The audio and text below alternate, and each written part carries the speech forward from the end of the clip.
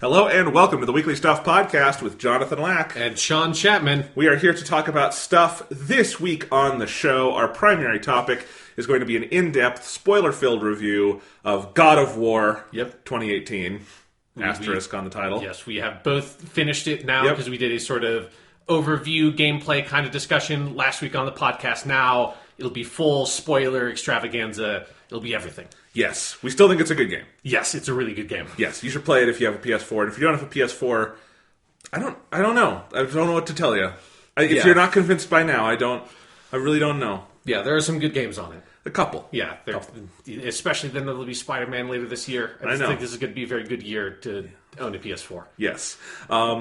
We are also going to be talking a little bit of Donkey Kong Country, because I have been on a months-long trek to play every Donkey Kong Country game before the release of Donkey Kong Country Tropical Freeze on the Nintendo Switch, which I am now playing, and will be the subject of maybe a topic within a topic, where you are going to have to give me a game therapy session, because I did the thing where I couldn't beat a level and kept trying for 3 hours until 3 in the morning, and I felt bad. Yeah, I had a similar situation with something in God of War. I don't think something quite so extreme, but we'll unpack our feelings here. We'll work it out. Speaking of feelings, Sean, we were, I guess, going to do our next Doctor Who discussion this week. I feel like if you re-listen to the last week's podcast, you said that we were going to record the Doctor Who podcast the following week. I thought I said the following month, which gives me more leeway. Okay, I interpreted that as we were going to do it the following week. I'm not saying that's an unreasonable assumption. Yeah, especially since we missed that 1 month of April.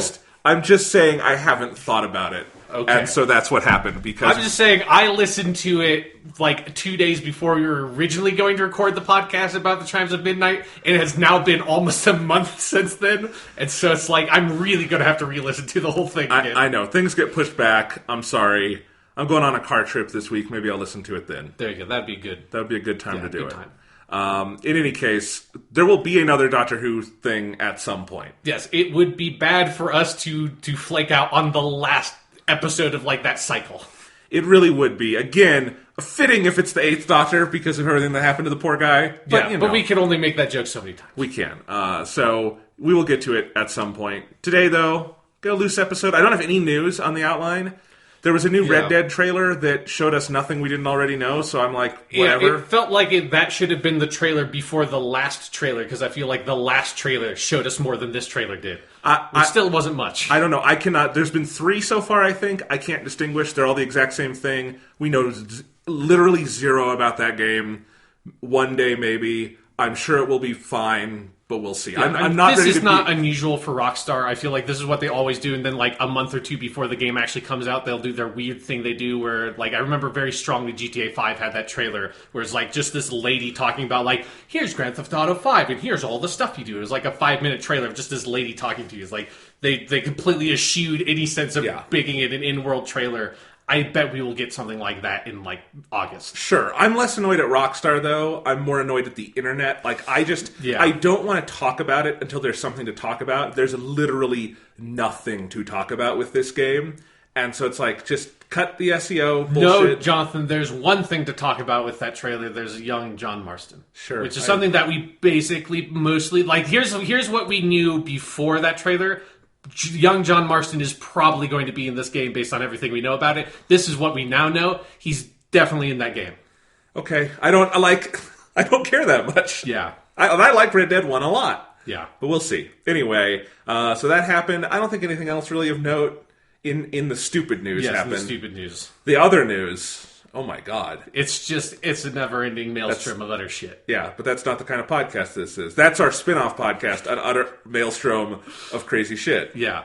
Or an endless whatever you said. Never-ending maelstrom. Never-ending maelstrom of utter shit, yes. I think that's our other podcast. But for now, Sean, let's talk some stuff. Okay, yeah. I'm going to go with one stuff first. Okay. I've still been watching Yu-Gi-Oh! Duel Monsters in Japanese. I'm in the 70s now. The episodes, not Yu-Gi-Oh! From the 70s. That'd be pretty great. If it's a whole arc where it flashes back to the 70s when Yugi's grandpa was young and hip and on the Duel Monsters scene. I think that would be great. I mean, they've done like 8 spin-offs now. They're probably running out of ideas. That would be one. Just Yugi's grandpa fucking dropping acid and playing Duel Monsters at like an orgy in That's the 70s. so, Sean, so good. obviously they don't have the advanced holograms back then. Right, yeah. So they just drop acid before they play Duel Monsters, and all the monsters are acid fantasies. Yeah, man. Yeah, it's a way cooler looking Blue Eyes White Dragon. Exactly. No, but I'm in the 70s of the episodes. As listeners will remember, I've always wanted to watch this show in Japanese. Crunchyroll finally has it. Not quite the whole thing yet, but they're getting there. They've got most of the good stuff. And so I'm watching through it. Great. I love this show so much. I love how ridiculous it is sometimes. I am deep now into the series of duels that basically feel like they are scenarios from Saw movies, but with card games. Yeah. Like, and this is the other thing is that, you know, the 4Kids dub here in the States would try to soften all of that. And when you watch the actual show and, like, how little they actually changed, it's fucking hilarious what they asked us to believe. Mm-hmm. Like, there's the one where he duels the evil magician. Yugi duels the evil magician Pandora.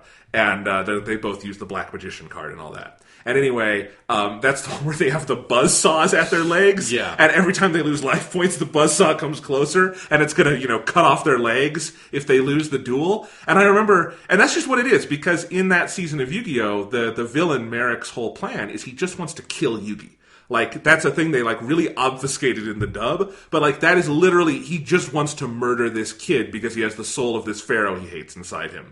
Which is much more direct as a motivation goes than whatever the hell it was in the dub. You know, maybe he should also look into, like, the black market and, like, getting a pistol or something might be slightly more effective. It's Japan. They have really tight gun control. His best plan is to do a really Rube Goldbergian Duel Monsters tournament, and that's how he kills the kid. Yeah, I mean, that's fair. I mean, that is basically, having played a couple of the Yakuza games, that's basically how it goes in the Yakuza. It's like, they can't, like, that's the only way to do a hit on somebody is to challenge them to a, like, ridiculous game that will cost you your life in some absurd Rube Goldbergian manner at the end. But I love, like, in the 4Kids dub of that one with the buzzsaws, all they did is they put a blue filter over the saws, so they're like blue buzzsaws, and they said when the buzzsaw hits you, you go to the Shadow Realm, which is a complete invention of the dub for, it's just a code word. Whenever they say Shadow Realm, the actual scenario is the person gets murdered. Yeah.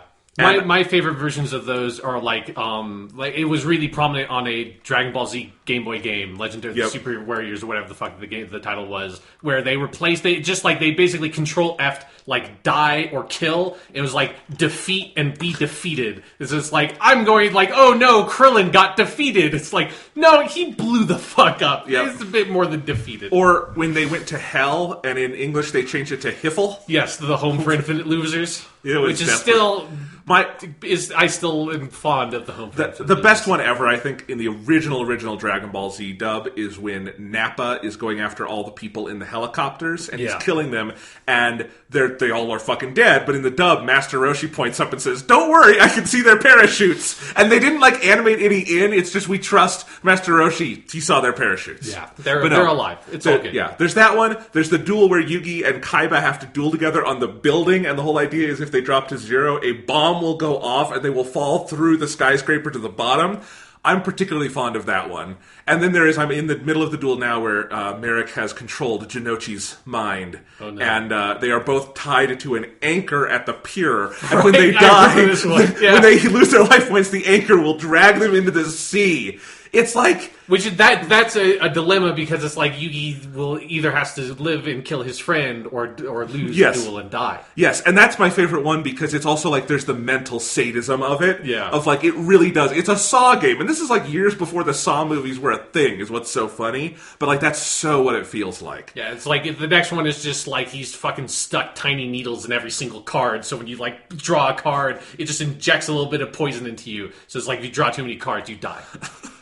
But, I mean, the show is ridiculous, but honestly, like, when you watch in Japanese, it's so much more, I think, perfectly self-aware of its ridiculousness, because it is part of a genre. Like, it's such a shonen anime thing to do this of, like, there's this one thing everyone in the world is obsessed with, and if you buy into that, the rest of it makes sense. Yeah. You know? And so, like, yes, there's the logic issue of, what the hell has this one card game done to the planet Earth in the world of Yu-Gi-Oh? Big thing, but if you buy into it, just like you're watching, you know, a soccer anime or something, and it's like I know people love soccer on Earth, but not like they love soccer in anime. Yeah. Or tennis, or Hikaru no Go, where they're playing fucking Go or something like that. It's the most important thing in anybody's life, Yes. and they are like super mega geniuses every single move. It's one of my favorite subgenres of anime. It's good. It's good, and there's so many just good... Like, again, the author of Yu-Gi-Oh!, Kazuki Takahashi, was just so good at, like, writing the duels in, like, really fucking exciting, interesting ways where...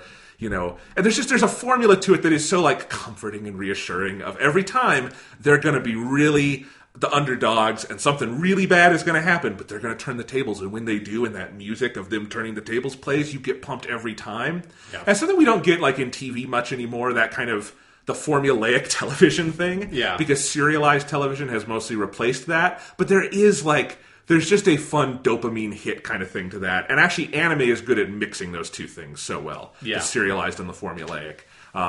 Anyway, I'm having a lot of fun. It's so fucking ridiculous. And I'm not even to the really crazy stuff of this season yet. Including, I'm at the point where you can tell they were catching up to the manga because they're having to insert random filler episodes, and I just watched the first recap clip show episode, there you go. Those in anime are bad because they'll just show you like last week's episode again. I mean, the most you can pray for is that it's so exactly a recap episode that you can skip it without missing anything. The worst is when it's like there's like this 2-minute kernel in like the middle of the episode that's like, oh, this is the like some of the most essential plot information in this whole arc, and they just like set it right in the middle of all this bullshit. And it's like, well, fuck, I guess I'm watching 20 minutes of horse shit with 2 minutes of like a decent plot twist. But because I'm in this phase where, like, you just start to just like Yu-Gi-Oh doesn't have a ton of filler, so like this little drip of like, oh, it's the faucet is turning a little more of like more filler, and that's because we're coming up on the infamous part of Yu-Gi-Oh where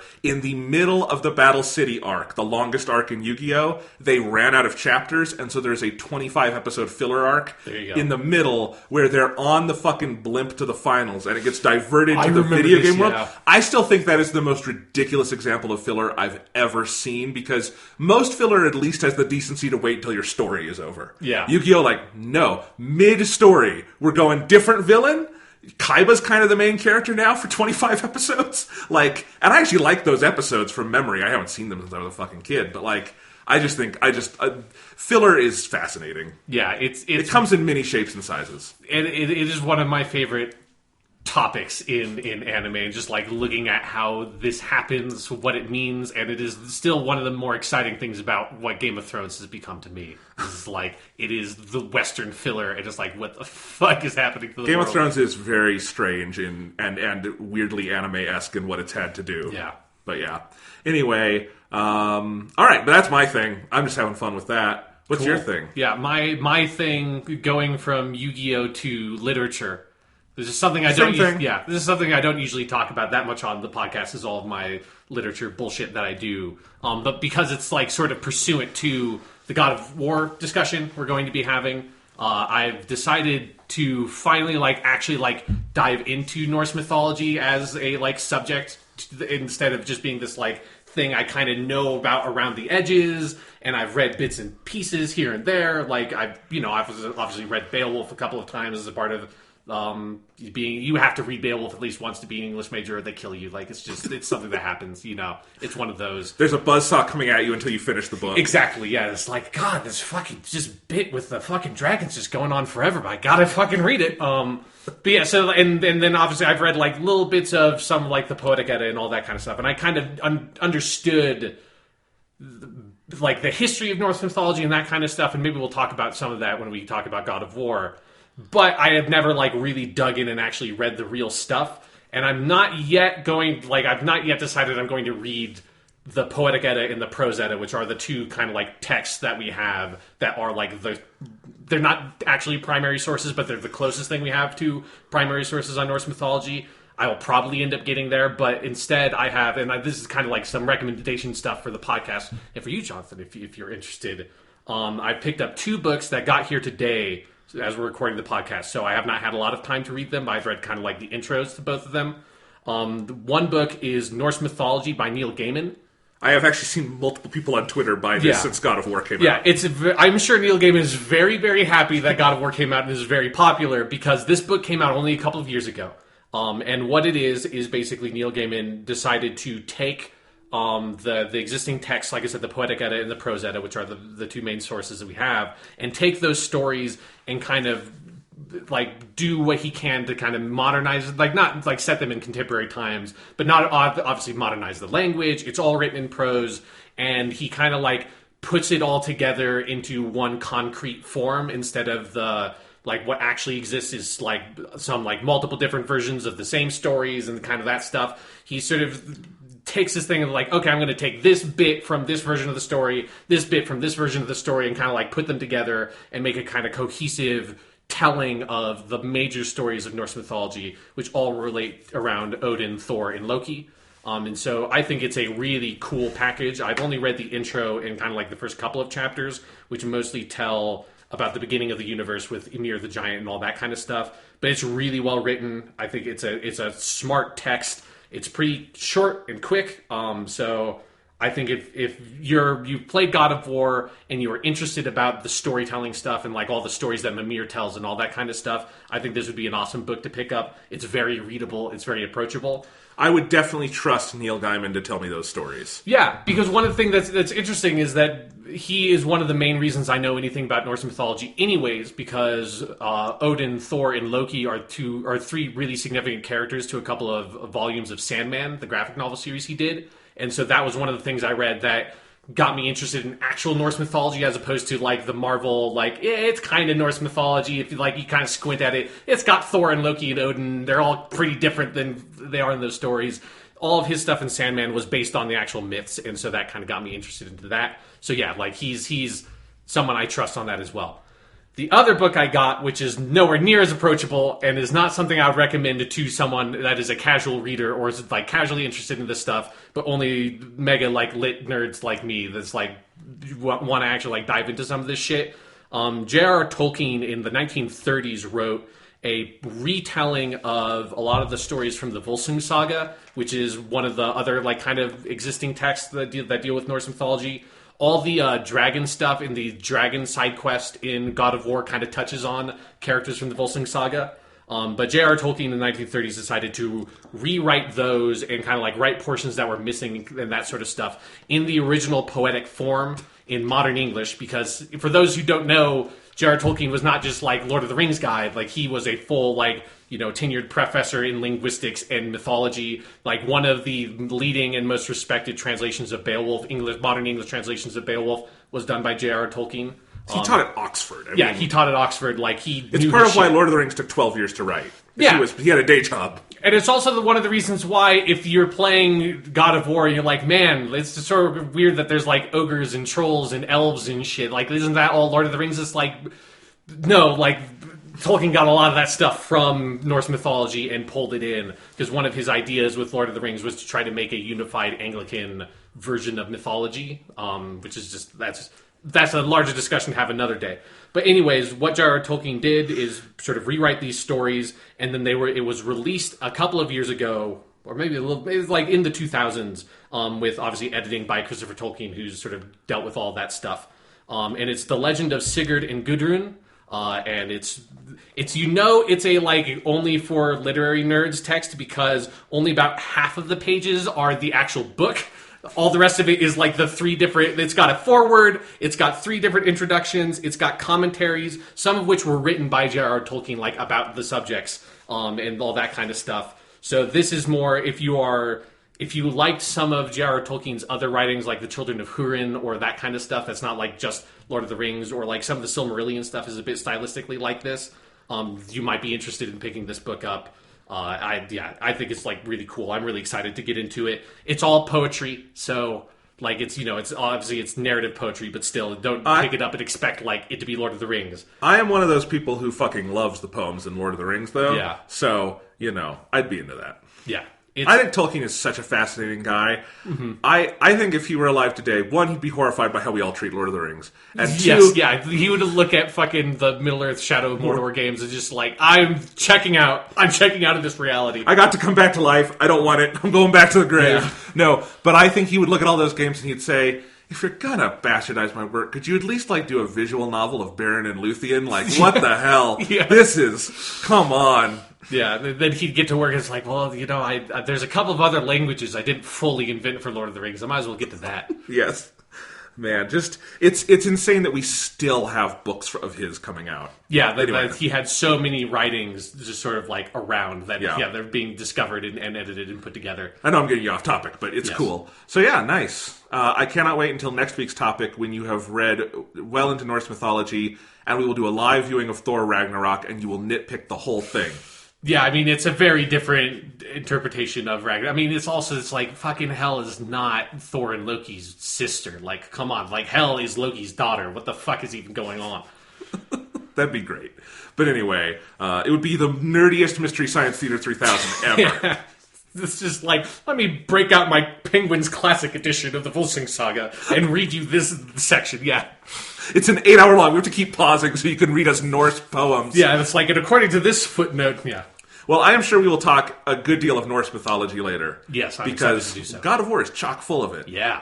It is. I think they read at least those 2 books, probably more. Yes, probably more. Yeah, They probably at least read the Wikipedia page for Odin. probably they broke into some Snorri Sturluson, which is the one like the guy who wrote the prose Edda, which is the best name, Snorri Sturluson. That should be, if they make another Thor movie, he should make a friend named Snorri Snordelson. Sturluson, whatever it is. Snorri Sturluson is also fine. But that could be it. Thor keeps mispronouncing the name. Yeah. Yeah. All right. So let's see. Let's just jump into topics because, again, no real news. And I didn't want to get into it this week. There's I said there was the Red Dead stuff. There are always little things, but fuck it. We've got better stuff to talk about. Yeah. Like, I got to get my Kong on here and Okay. talk about Donkey Kong. Yes, because this weird crusade you have been on. So I have always had this, like, interest in the Donkey Kong Country games that I never fully, like, consummated, like, getting into it. And so, like, I think my entry point, because I did not have a Super NES as a kid, you know? Yeah.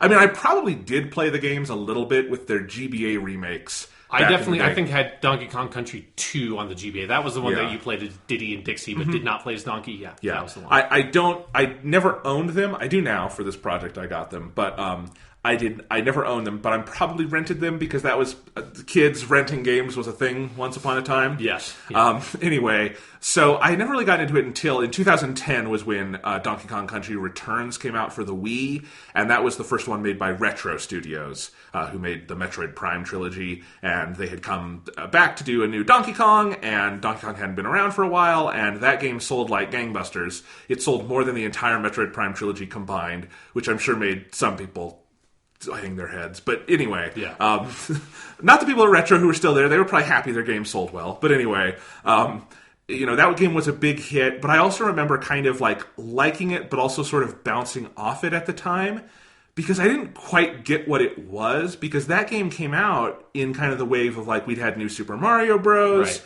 And some new like Yoshi and Kirby games. And we were getting into like these kind of like couch co-op Nintendo platforming side-scrolling games that often had a really high difficulty curve. Like New Super Mario Bros. Wii is pretty tough, but they were Mario tough, not Donkey Kong tough. And Donkey Kong Country Returns is one of the hardest games I've ever played. And I never got through it as a kid in 2010 on the Wii. And I was like playing it co-op with my brother. I think we like maxed out at World 4. Like we just could not get through that game. And so years later, Tropical Freeze came out. I never really played it on the Wii U. I just kind of missed it. Most people did. That game sold less than 1 million copies, which for a Nintendo game is bad. It's a really pretty stark example of what happened to the Wii U, that you went from like Donkey Kong Country Returns selling like 7 million units to Tropical Freeze just bottoming out and no one played it.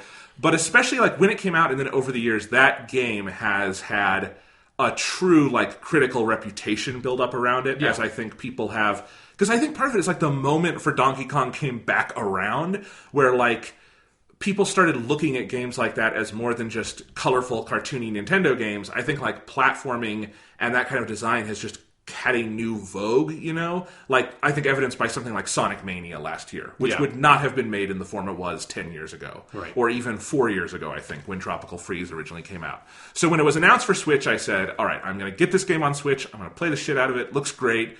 But I need to understand Donkey Kong, because I think I will like these games. And I was actually into this before the Tropical Freeze thing came out, because when the Super NES Classic Edition came out, one of the first games I played all the way through was Donkey Kong Country. And I really enjoyed it. I think it's a great game. I think it's a unique game. It's obviously got one of the best soundtracks of all time. The Donkey Kong Country music is iconic for a good reason. It is the best. And I really, really enjoyed that game. But the Super NES Classic Edition sadly only had the first one on it, which I will never fucking understand why they didn't just put 2 and 3 on there and be nice about it. Because here's the thing, 2 and 3 are better. Yes. I have discovered definitively. They're just better games. Diddy and Dixie Kong are better than Donkey Kong. They are. That's my feeling on the matter. Diddy and Dixie Kong are the fucking best. I love them. And I even like Kiddy Kong. And other people don't like Kiddy Kong, and those people don't have souls. But we'll get into that. I don't even know who Kiddy Kong is. He is the player character in Donkey Kong Country 3. Okay. The side character I Dixie. checked out before I got to I'll talk about those. But anyway, so I finally, I decided, because my Wii U has been in a box for a while, and it's not coming back out. Not because I dislike the Wii U, but because it's got 8,000 cables you have to attach. Yeah. And I just moved, and I just can't. I'm moving again soon. I can't do it. I mean, is the last person who touched your Wii U me? Because like when I played the Breath of the Wild on it? I think it is, actually, because you played Breath of the Wild, and I think when I got it back from you, I left it in its box. Probably. Was, I think, what happened. So anyway, I finally realized these were all on 3DS, because the new Nintendo 3DS has Super NES games. So I bought the whole Donkey Kong Country trilogy. Once I got really into it and realized how much I love these games, I also bought the Donkey Kong Land trilogy, which are the Game Boy spin-offs that came. They were developed by Rare and came out 6 months after the Super NES game of the same number, and they were kind of every 6 months you'd get a Donkey Kong game that way, and I've been playing a little bit of those. I have not finished those. I played all of Donkey Kong Country Returns on its 3DS version, which I actually think, obviously it has some downgrades because it's the 3DS, not the Wii, but it also has more levels. It has a new mode that is effectively an easy mode, but calling it easy mode for that game is it's not. It's like if they made an easy mode for Dark Souls, you'd be like, it's still not easy. Let's be honest. So I did play it that way because it allowed me to get through the game faster. But I've played all of them, and I am now 2 worlds into Tropical Freeze. And why I want to talk about this on the podcast a little bit is that these are some of my favorite games of all time now. And it is such a cool thing when you go back to games you've heard about and are, maybe parts of pop culture history, but you never quite experienced. And you experience them as more than nostalgia or more than, just an artifact of the time. It's no, this is a addiction for me now. That happened to you with Shenmue. Yeah, I was about to say it's the Shenmue effect. Exactly. If maybe I'll give up my I Like Donkey Kong Country award later this year. Fair enough. But yes, to Donkey Kong Country 2 or something. Yeah. But anyway, I love these games. And honestly, as someone who loves Nintendo platformers and is so interested in the design and history of them, I think by a pretty wide margin, I think the Donkey Kong Country games are the best Nintendo platformers. There are some games I would put above some entries, I think Super Mario World is a better game than Donkey Kong Country Returns or something. But as a whole, if you asked me which Nintendo platforming series or sub-series would I most like to play, every day of the week, at least right now, it would be the Donkey Kong Country games. Because I think, and it's hard to explain, but there's something so fucking unique and creative and energetic and precise about what those games do, particularly the original Rare trilogy, which is just such a shot of utter magic and technical invention that holds up, I think, 100% today. They hold up as well as any Super NES game I think possibly could. They're so amazing. And I fucking love these games. And I also think, the progression of the series is fascinating. Because what they do in that original trilogy, Rare did, is you have that first game, Donkey Kong Country, which I think is really good. But if it were just that game, I would not say what I'm saying right now. I think it's a really, really good platformer, great at times, but it also has some frustrations. I don't think they'd ironed it all out yet. Diddy Kong is so much more fun to play as than Donkey Kong in that game. There's a problem there, I think, in terms of balancing and stuff. But what they do with the sequels is so fascinating, because you go from that, where the first game you have Donkey and Diddy, and then Donkey Kong Country 2, Diddy's Kong Quest. It took me a while to figure out what the pun was there. But anyway, because forever I read it as Diddy Kong's Quest. I did just a dyslexic thing and did not read the whole... Yeah. I just read the whole thing and I was oh, no. It's Diddy's Kong Quest. There we go. The quest for Kong. The quest for Kong. And that game, Donkey Kong has been kidnapped, and so Diddy gets his girlfriend, Dixie Kong, which I hope that's like a tribal name or something, and they're not like sister and brother. It's reading some mythology stuff. There's a lot of incest. It's the creation myth of Earth involves a lot of Kongs having sex with a lot of other Kongs. They're apes. It doesn't matter as much. But anyway, sure, that's how biology works. Not biologically, morally. Oh, okay. So I was going to say, we're apes too, right? Yes. Anyway, Diddy Kong. So the second one you're playing is Diddy and Dixie is the best Donkey Kong character because she's got this fucking ponytail and can fly, and she's just awesome. And if you've played it, if you've heard of it, Donkey Kong Country 2 is one of the best games ever made. Like, I think that's like one thing people on that series generally agree on, and there's a lot of disagreement on different eras of this series, which I find fascinating. But that's the one that I think people generally point to, even though it's more of maybe a cult classic than like a Mario World is, right? Yeah. But Diddy's Conquest, one of the best games ever made, easily one of the best soundtracks of all time. That one is David Wise hitting it so far out of the park. I think that music was at least 20 years ahead of its time, because I think we're still generally not at a place as interesting musically as like David Wise was on that game for games of Donkey Kong Country's ilk. But even like if you take a lot of like 3D games like a God of War or an Uncharted or something, oftentimes they have good music, but they don't do nearly as much to commit to the atmosphere as I think Donkey Kong Country's games do. And Donkey Kong Country 2, just the level design, the sheer variety, the absolute pitch-perfect pairing of Diddy Kong and Dixie Kong, who are pretty equally fun to play as, useful in different areas, and are just such a fun team. And of course, my favorite thing in that whole game is when you hit the level, like the end screen at the end. You have to hit this like target thing to end the level, and then each character has a separate animation for that. Right. Dixie pulls out a guitar and does this shred and guitar solo that's awesome, but Diddy Kong pulls out a boombox. It was the 90s. It's so awesome. Every single time it happened, I danced with it because it's like a Persona game. Like you just have to dance with it because it is so fucking groovy. And like that game just has attitude and style and the chops of just perfect platforming design. And then I was a little intimidated to play Donkey Kong Country 3 because that's the one people shit on. It's like that's the less sentiment I've heard for sure. People are wrong. That game is fucking brilliant. I don't know if it's as quote unquote good as Donkey Kong Country 2, but to me it's like roughly on par. I think that series absolutely has the effect of like the Bourne trilogy or something, where you have a first entry that's pretty darn great, and then the next two are just insanely good, and I think like flip a coin which one you like more. They're both fucking great.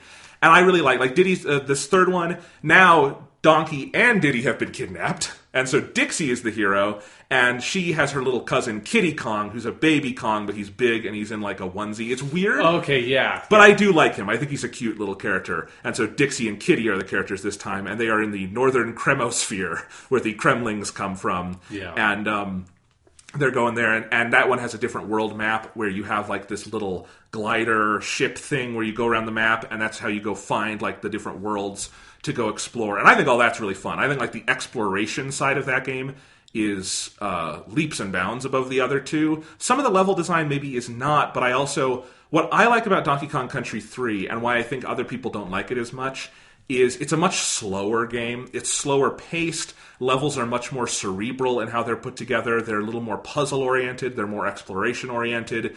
They're usually built around some kind of level gimmick, but I like those gimmicks. I think they're fun. Like, each level introduces some kind of mechanic you kind of have to get used to, and I think it does it really well. But it is undeniably, like, different than the other games. But I think it's really good. It has such a unique tone. People also shit on the music from that game. It's amazing. Like, I guess if you put it up to Donkey Kong Country 2, is the soundtrack as good? Probably not.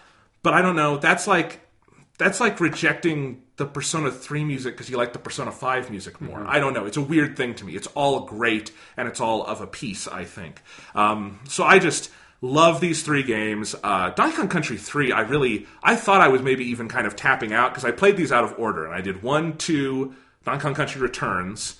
And then I'm like, do I have time for 3? God of War is coming out. But I just like tried it one night, and in that one night I played 2 whole worlds, and I was just addicted to it. And those games are so good. So I think the original Rare trilogy, I think the tone and atmosphere of it, as I said, unparalleled. It controls so well, so fluidly. It's actually amazing to me when I was going back and forth between Returns, the new game, newish game, it's 8 years old now, Right. But the new game and some of the old Rare games. And I actually think the Rare games in general control better in a lot of ways. And it's such a crazy thing to be able to say that about games separated by 15 years of time.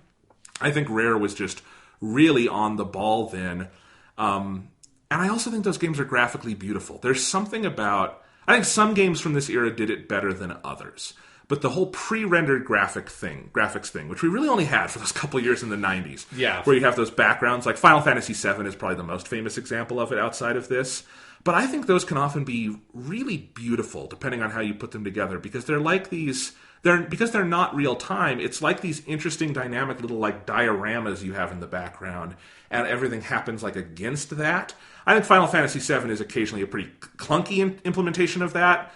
Not by anyone's fault. It's 1997. They also had to do a lot more of that than Donkey Kong Country, just based on the length of the game. Absolutely. But Donkey Kong Country, I think there's something about that mixed with the like 3D, the pseudo 3D graphics they do for the main characters, and how it all mixes together, and Rare's utterly beautiful art style, and especially in the sequels 2 and 3, how many different kinds of places they take you to, and what sorts of environments they're able to illustrate that no one could have with normal like pixel art back in the day. You just couldn't have gone to some of these places, and had these kinds of interesting environments you would have had. And so I just think they're stunningly beautiful games to look at, and I really love playing. I was playing these on 3DS, little screen, actually sub the resolution they originally came out at, but they still look great on there, and I was constantly blown away by that, plus the music.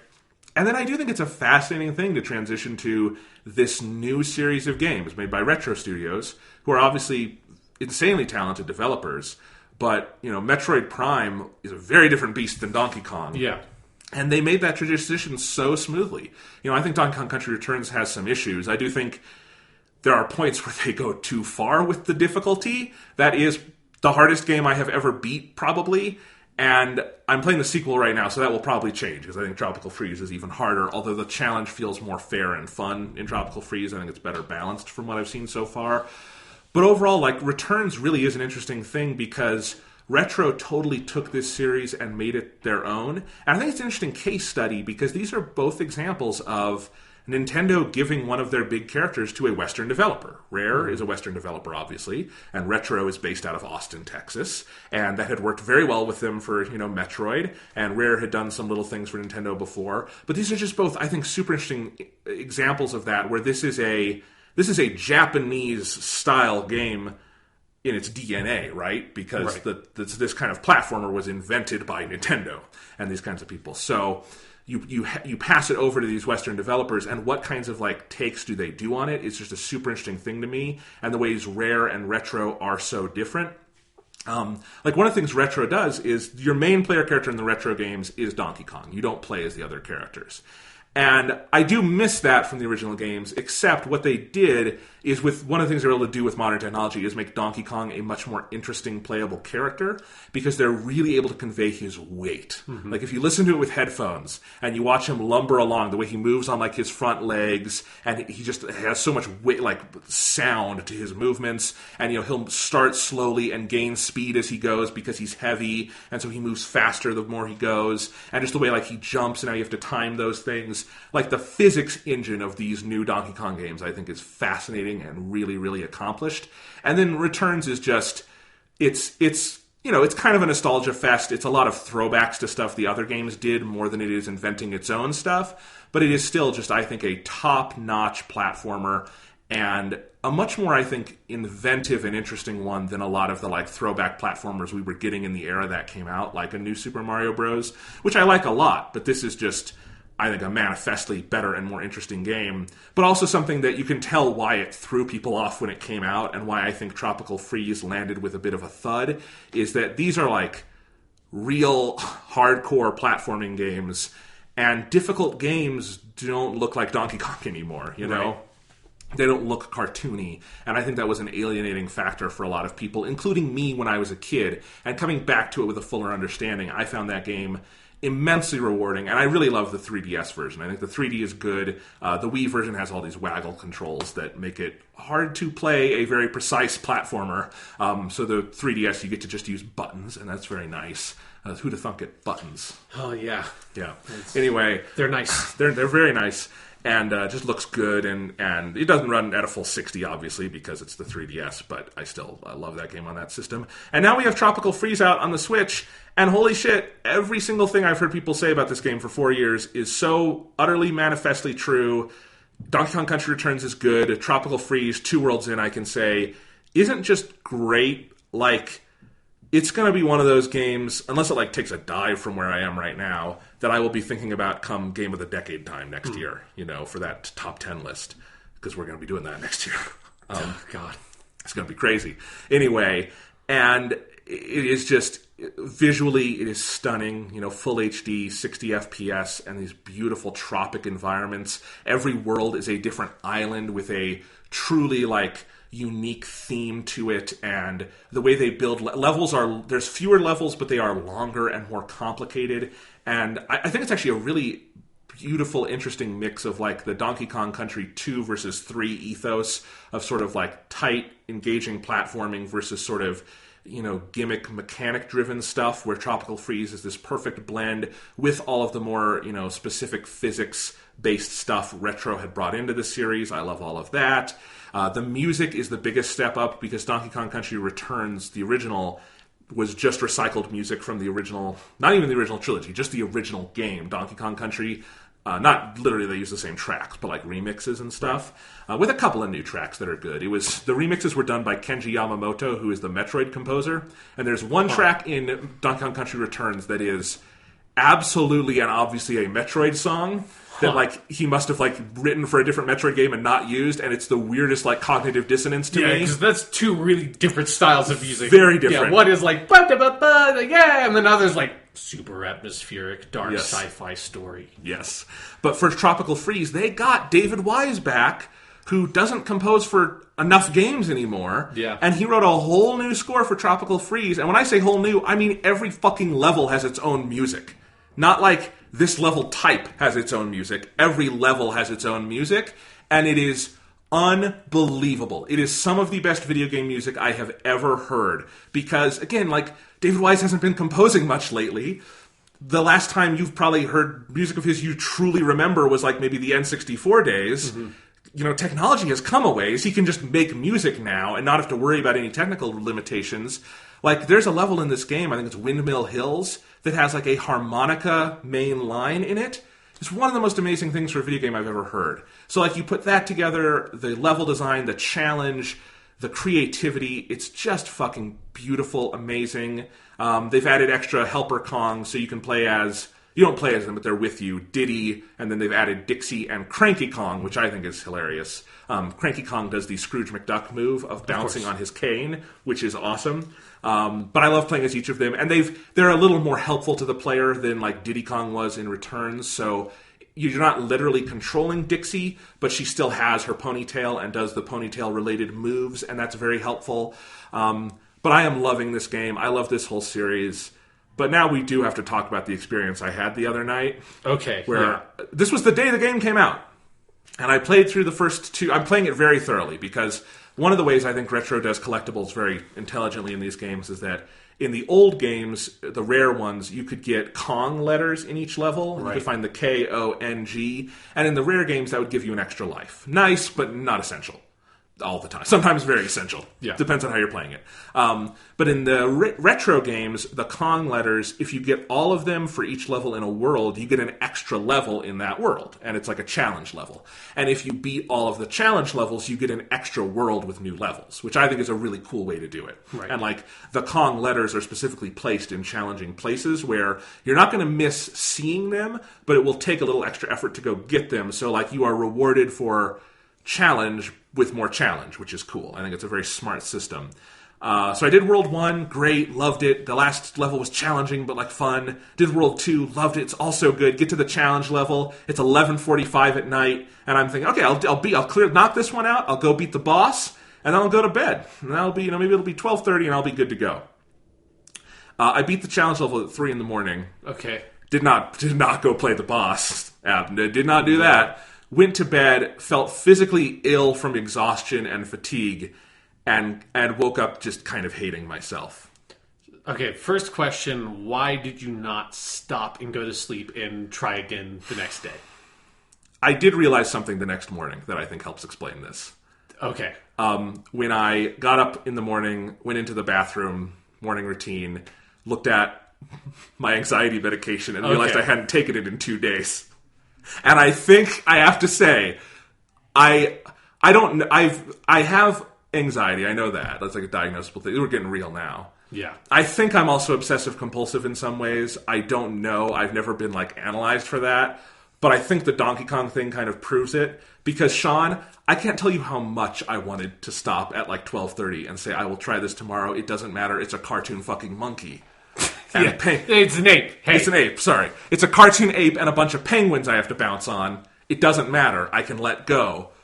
And I would say that, and then I would just hear the other side of my brain say, you're not going to sleep if you don't beat this. You're going to hate yourself. You have to. It's just a bunch of cartoon penguins. You have to do this, Jonathan.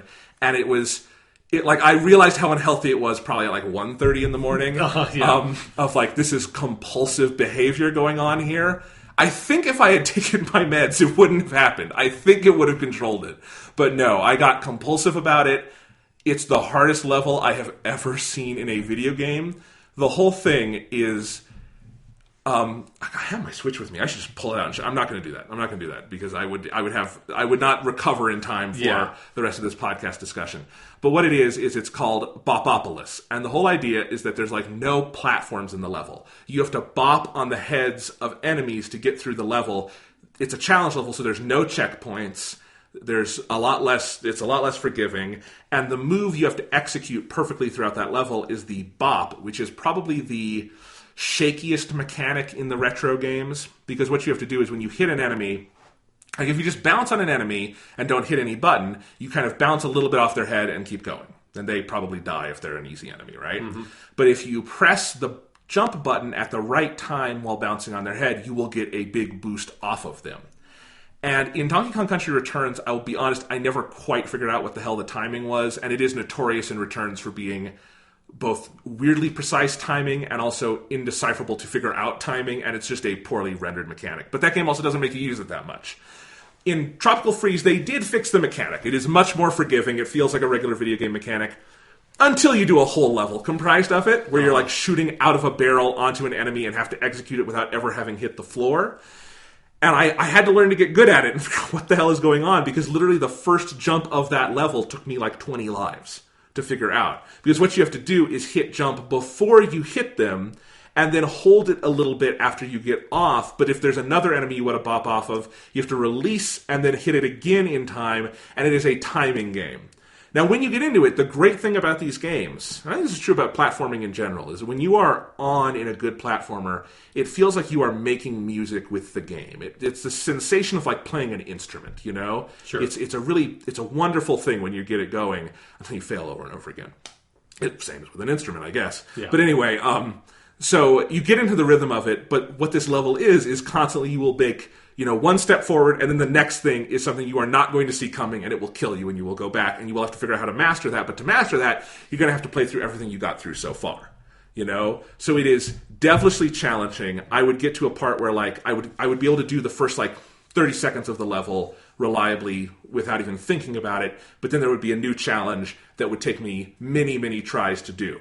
I started the evening with 54 lives, because you rack up a lot of lives in Tropical Freeze. Tropical Freeze is one of those games that I look at and I'm like, that's why they got rid of lives in Super Mario Odyssey, because there's no reason to have them. Because all the game over does is that it sends you back to... It's the same level. You don't lose any progress.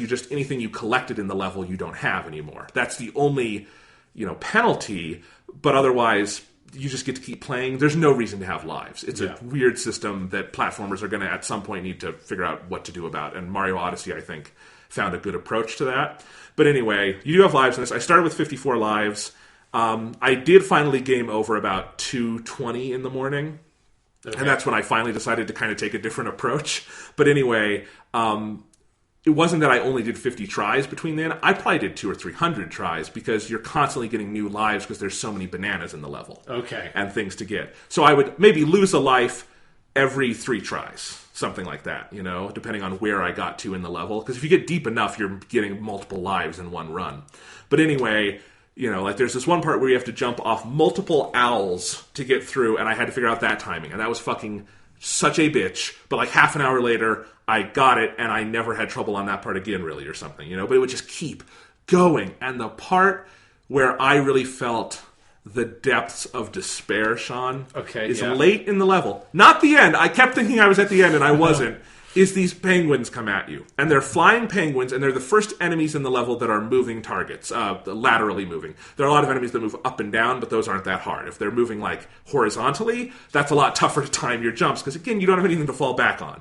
And those penguins, man, I legitimately thought maybe this level is impossible. I'm looking it up. It's like, what the hell do you do with these penguins? But I finally figured that out. And there's more after the penguins. And there's more after that. And it just keeps going. The penguins were the hardest thing. Eventually what I did after my first game over is at this point, so you get banana coins in the game too. Okay. And banana coins are currency you use at Funky's shop to go get items. Now, when I went into that level, I probably had 80 banana coins. But there's a system in the retro games where once you have jumped off 3 successive enemies, you start getting a banana coin with each hop on an enemy's head. And there are strings of enemies in that level that are like 10 enemies deep. And so with one run, if you get far enough, you're getting like 50 banana coins. At this point, when I got the game over, I had the max. I had 999. I had maxed out banana coins. Fuck. So I was able to spend, and I bought a bunch of Dixie Kong barrels and started bringing them into the level with me. And the thing is, so when you get items, you load your inventory before going into the level. And I was able to take 3 Dixie Kong barrels at a time. So I would have 3 tries, then I would have to back out and reload my Dixie barrels, and then go back in. And it only took me another like 40 minutes once I started doing that to beat the level. But I did do it. Only 40. Only 40 minutes. Because Dixie, her thing is she's kind of like, Diddy is a rocket booster and he goes like straight up and you can strafe a little bit.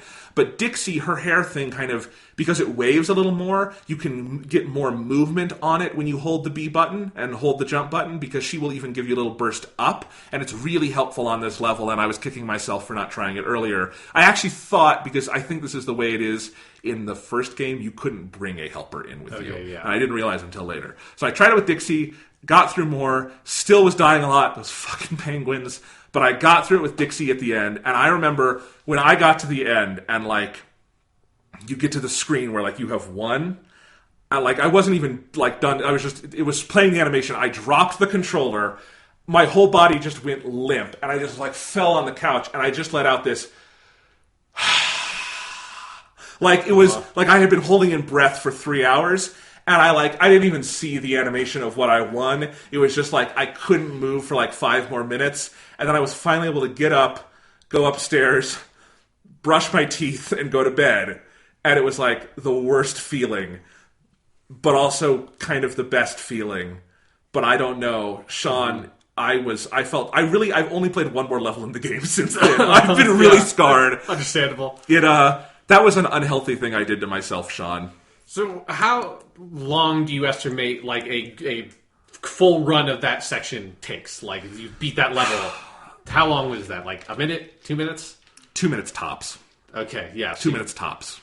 And so hundreds of times. Hundreds of times. And hundreds of times getting fairly deep into it. You know, at a certain point I wasn't losing in the first 30 seconds, you know? Okay, so you didn't have that much of that phenomenon. Because what happens to me sometimes is that thing of, you know, I'm doing some really challenging boss fight or something like Dark Souls. I know what you're going to say. Yeah, and it's like, on like your 3rd attempt, you get, it's like, oh, I have like 3 more hits and I would have won. It's like, fuck, I died. And it's like, then for like the next 30 tries, you don't even get halfway through. Yes, that did happen to me a lot. Like the earliest stuff I never really died on. But like, yes, anytime I saw the penguins, it was just a fact that I would not see them again for half an hour.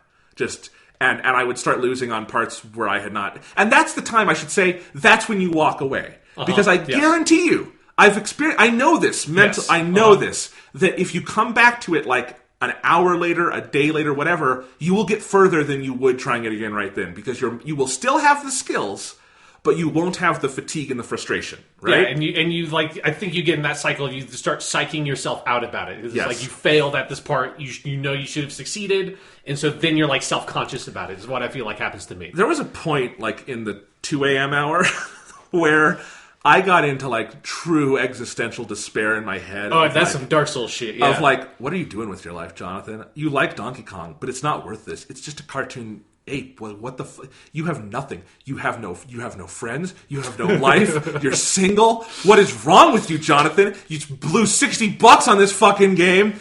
You have no money. You know, like it's like a lot of things that weren't even true just going through my head. And it's like really, this takes nothing actually away from my life. I just wasted 3 hours of sleep. But like, you get into these doldrums of like, I hate the world. Yeah. I definitely got into despair about like, Trump's president, nothing matters, like that kind of thing, you know? Yeah, you definitely go through those stages, and like I definitely hit the stage of where I start just getting mad at the game and being like, "This is the fucking game. Like, this mechanic fucking sucks. Yep. The music in this level sucks too, and it's like the character design sucks, and the people who made this game sucks, and everything sucks." I know. It was a weird night. Games are a weird thing because there's no other medium you do that with. Yeah. Like, you don't go to a museum and look at a painting and then look at it for 3 more hours, unable to walk away and getting frustrated. Like, fucking Van Gogh, such a good painter. This sunflower is too good to look away from. I will say the only other thing, in another medium I think is somewhat equivalent to that, is if you're reading a book that is just like you're reading fucking, I don't know, some Beowulf or like the Canterbury Tales in Middle English. You just read the same thing like 5 times yourself. Like, what the fuck are you saying? What the, like, you're reading like some like high fucking lit theory Foucault bullshit that's been like translated by some asshole from French into the most incomprehensible English you've ever seen. It's like, this motherfucker, what the fuck are you even saying? That's the only thing that's even close to what you're describing. I mean, I've certainly experienced somewhat similar feelings when I'm watching like a 3-hour Russian film about a sad guy in the snow, which is every Russian film, and I'm at the screening. But the thing then is I can just go to sleep, and that's what I do to get out of those situations. And also the thing is that like the movie, and it's the same with like every other medium other than like movies and games, is that the medium just happens to you. Like with the movie, you're just sitting there, and if you don't understand what's happening, it's fine. It's like if it's a book, if you're trying to move past that, you're not going to understand anything that's happening at all. It's like, but you have to actively turn each page and read each word and try to grapple with it that way. And then in games, it's like you don't even get to turn the page. It's the next level up. It's like, no, motherfucker, like you just have to keep on doing this over and over again until you either succeed or you give up. Yeah, because you also get the sensation where like, you're going to do less well over time just by the basic thing of your hand gets sweaty on the controller and it's harder to press the button. And it's 3 in the morning and you should have gone to sleep 2 hours ago. Like, Sean, literally, when I was getting in bed and I'm like, you know, putting an alarm up on my phone, like my hands are shaking and like I don't have full faculty of my fingers. Yeah. And it's like, why do we do this? It's because Tropical Freeze is a great fucking game. You should all play it. Here's the thing, though. I'll say, the big attraction of the Switch version is they have added a funky mode. Yes, the marquee features, you can play as Funky Kong. The best of the Kongs. In that mode, you can still play as Donkey Kong and the other Kongs, but you can also choose to play as Funky, who has extra things. I would, if you have not played a Donkey Kong game before, or you've casually, just start in Funky mode. You can still get all the same game. What it does is it's very similar to the 3DS Easy mode. It gives you an extra couple of hearts. It gives you more items in the shop to buy. It's just more lenient with certain things. They've added some other nice features to make it easier. It in no way is going to get rid of the challenge, but it's going to make it more accessible, and I think that's great. Like, especially because they've preserved. I'm playing the original mode just because I've never played it and I want to get that. But there's no shame in like going to play Funky mode. It is not a play the game for you mode. It is just a less insane mode. Again, like what I would imagine if Dark Souls ever had an easy mode, that's kind of probably what it would be like. It would not be, now this is an accessible game for people who only play Wii Sports. Yeah. This is not what that is, but if you've never played one, you should play Tropical Freeze. Don't be afraid to play Funky mode. So I'm very excited to hear you talk about when you play Dark Souls Remastered. And I'm scared, Sean. Is Yeah. that the whole game? Is it all that hard? Like, what's the... No, like it's there are sections, and it's mostly some of the boss fights are can be incredibly difficult. Yeah. But it is definitely that thing of each time you die, if you think about it, you can come away with information that's like, okay, if I approach it this way the next time, I can do this. But it's like it's just like the Dark Souls games are not particularly forgiving in letting you make mistakes. Like, if you make a couple of mistakes, you're going to die. Yeah. In most video games, it's like, like playing God of War, even playing God of War on hard mode, I can be pretty messy in most fights and be fine. And, like, there is no fight in Dark Souls that you can be messy and you just are fine. It's like the most wimpy enemy will still be able to kill you if you just fuck shit up too much. Okay. I think, and there is something about a hard platformer is a special kind of beast because, like, you have to, like, think about how you, like, press the button and win, and, like, it is a true, like, mental gauntlet at points. And, most of Donkey Kong Country Tropical Freeze or any other Donkey Kong game is not near that level, but they are hard. Like, they're much harder than Mario games or Sonic games, I think. And it's just, it's an interesting phenomenon. But I love these games. I think they're the best 2D side-scrollers, whatever era you play. And once I've finished Tropical Freeze, I can do a nice top 5 ranking for y'all. Well, I'm excited to hear you talk about next week, the next challenge room you hit that you stay up for 48 hours straight trying to beat. I did find some consensus on the internet that the one I was stuck on is the hardest one in the game. The thing about that one, it sounds like kind of going to the experience I had with God of War yesterday, which is nowhere near as severe as what you just had because I approached it like a sane person. Yes. Was one of there are there's this like combat challenge thing you open up in God of War near the end of the game. Like you kind of go through them, and some of them are pretty difficult. And I'm playing on the hard difficulty, which isn't the hardest difficulty. I'm almost certainly going to play through this game on the hardest difficulty because I'm a fucking asshole. That's what I do.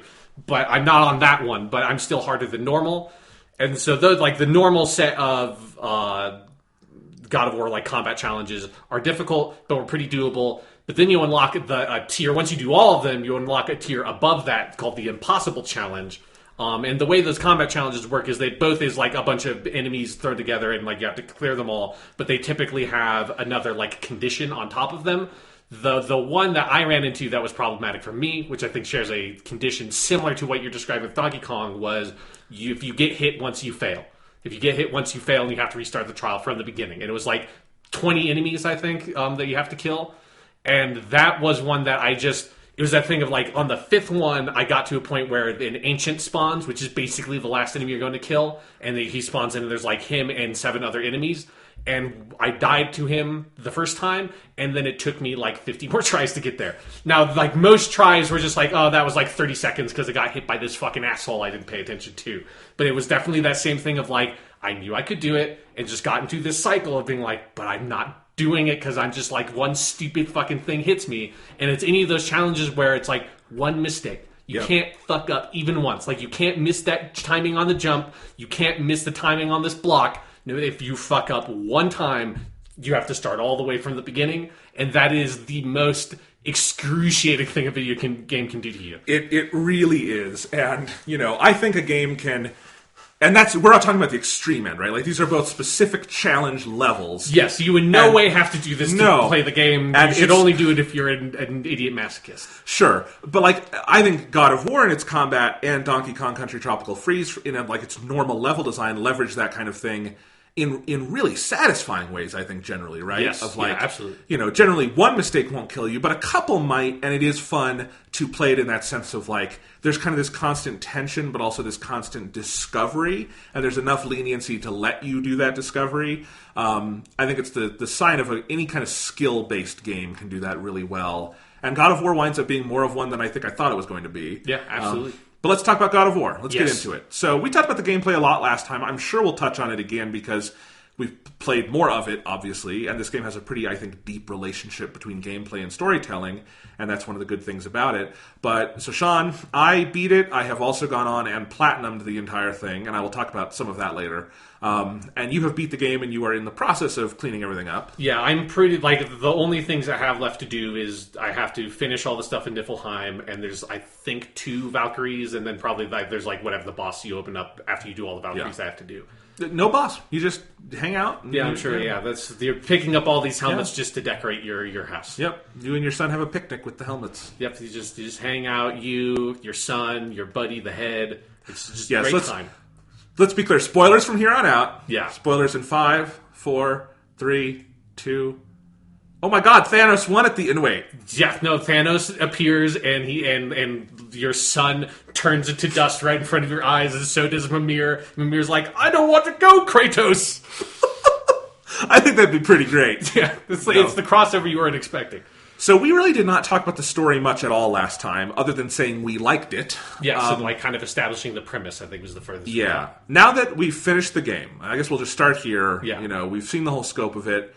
I'm curious to see how you thought the story kind of shook out, how you feel it plays. It goes in directions I was not expecting in the final hours, and I also think the final hours are batshit crazy wonderful. Yeah.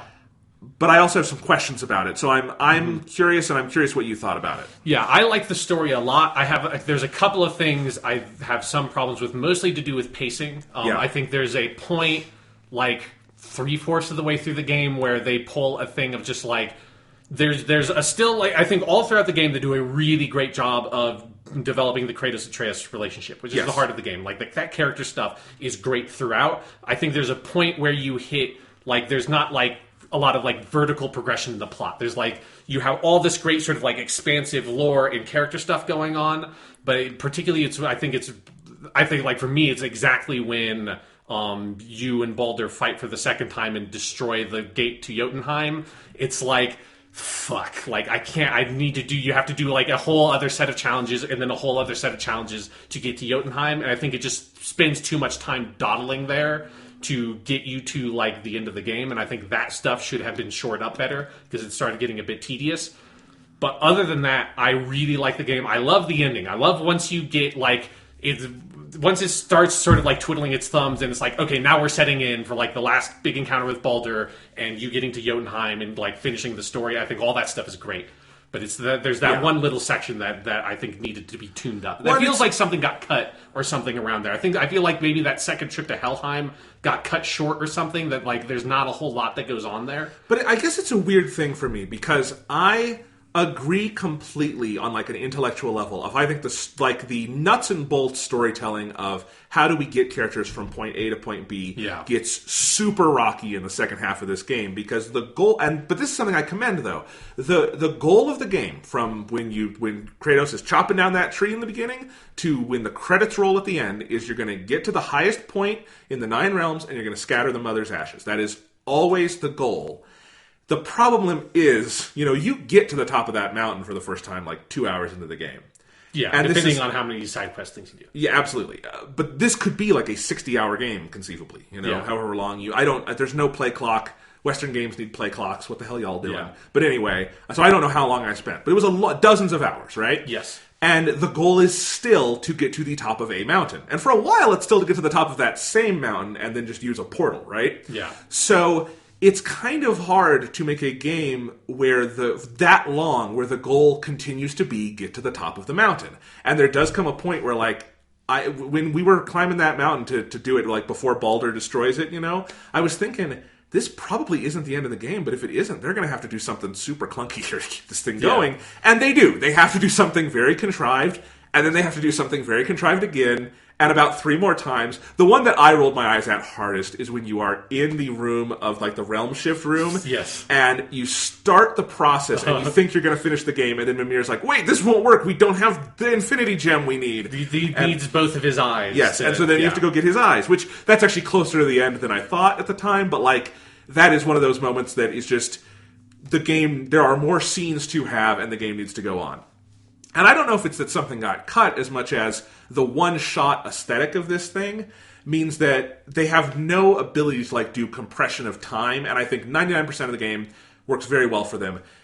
But when you have to connect all these, I think, different set pieces and ideas they had to put together, there is just naturally going to be some contrivance, I think, to get characters back on the path they need to go on to have that encounter. Because I think like the whole second trip to Helheim is a fucking amazing sequence. Yeah. But some of the things surrounding that to get there, like, in the back of my mind, I'm like, yeah, the nuts and bolts of this are kind of clunky. But I also just jumped off the top of that mountain onto a dragon and had a fight with Baldur on it. That section is fucking But that's nuts. what I mean. Is that so there is some contrived storytelling, but I also thought, like, in terms of pound for pound, scene for scene, I think that's the best stretch of the game in terms of narrative of, like, what set pieces they have, where it takes you, what moments Kratos has with Atreus. Like, it was when I was most engaged with the story. So yes, I rolled my eyes a couple of times, but I also thought, like, every time you get out of whatever learning what the next MacGuffin is, the hunt for that MacGuffin was fucking amazing. Yeah.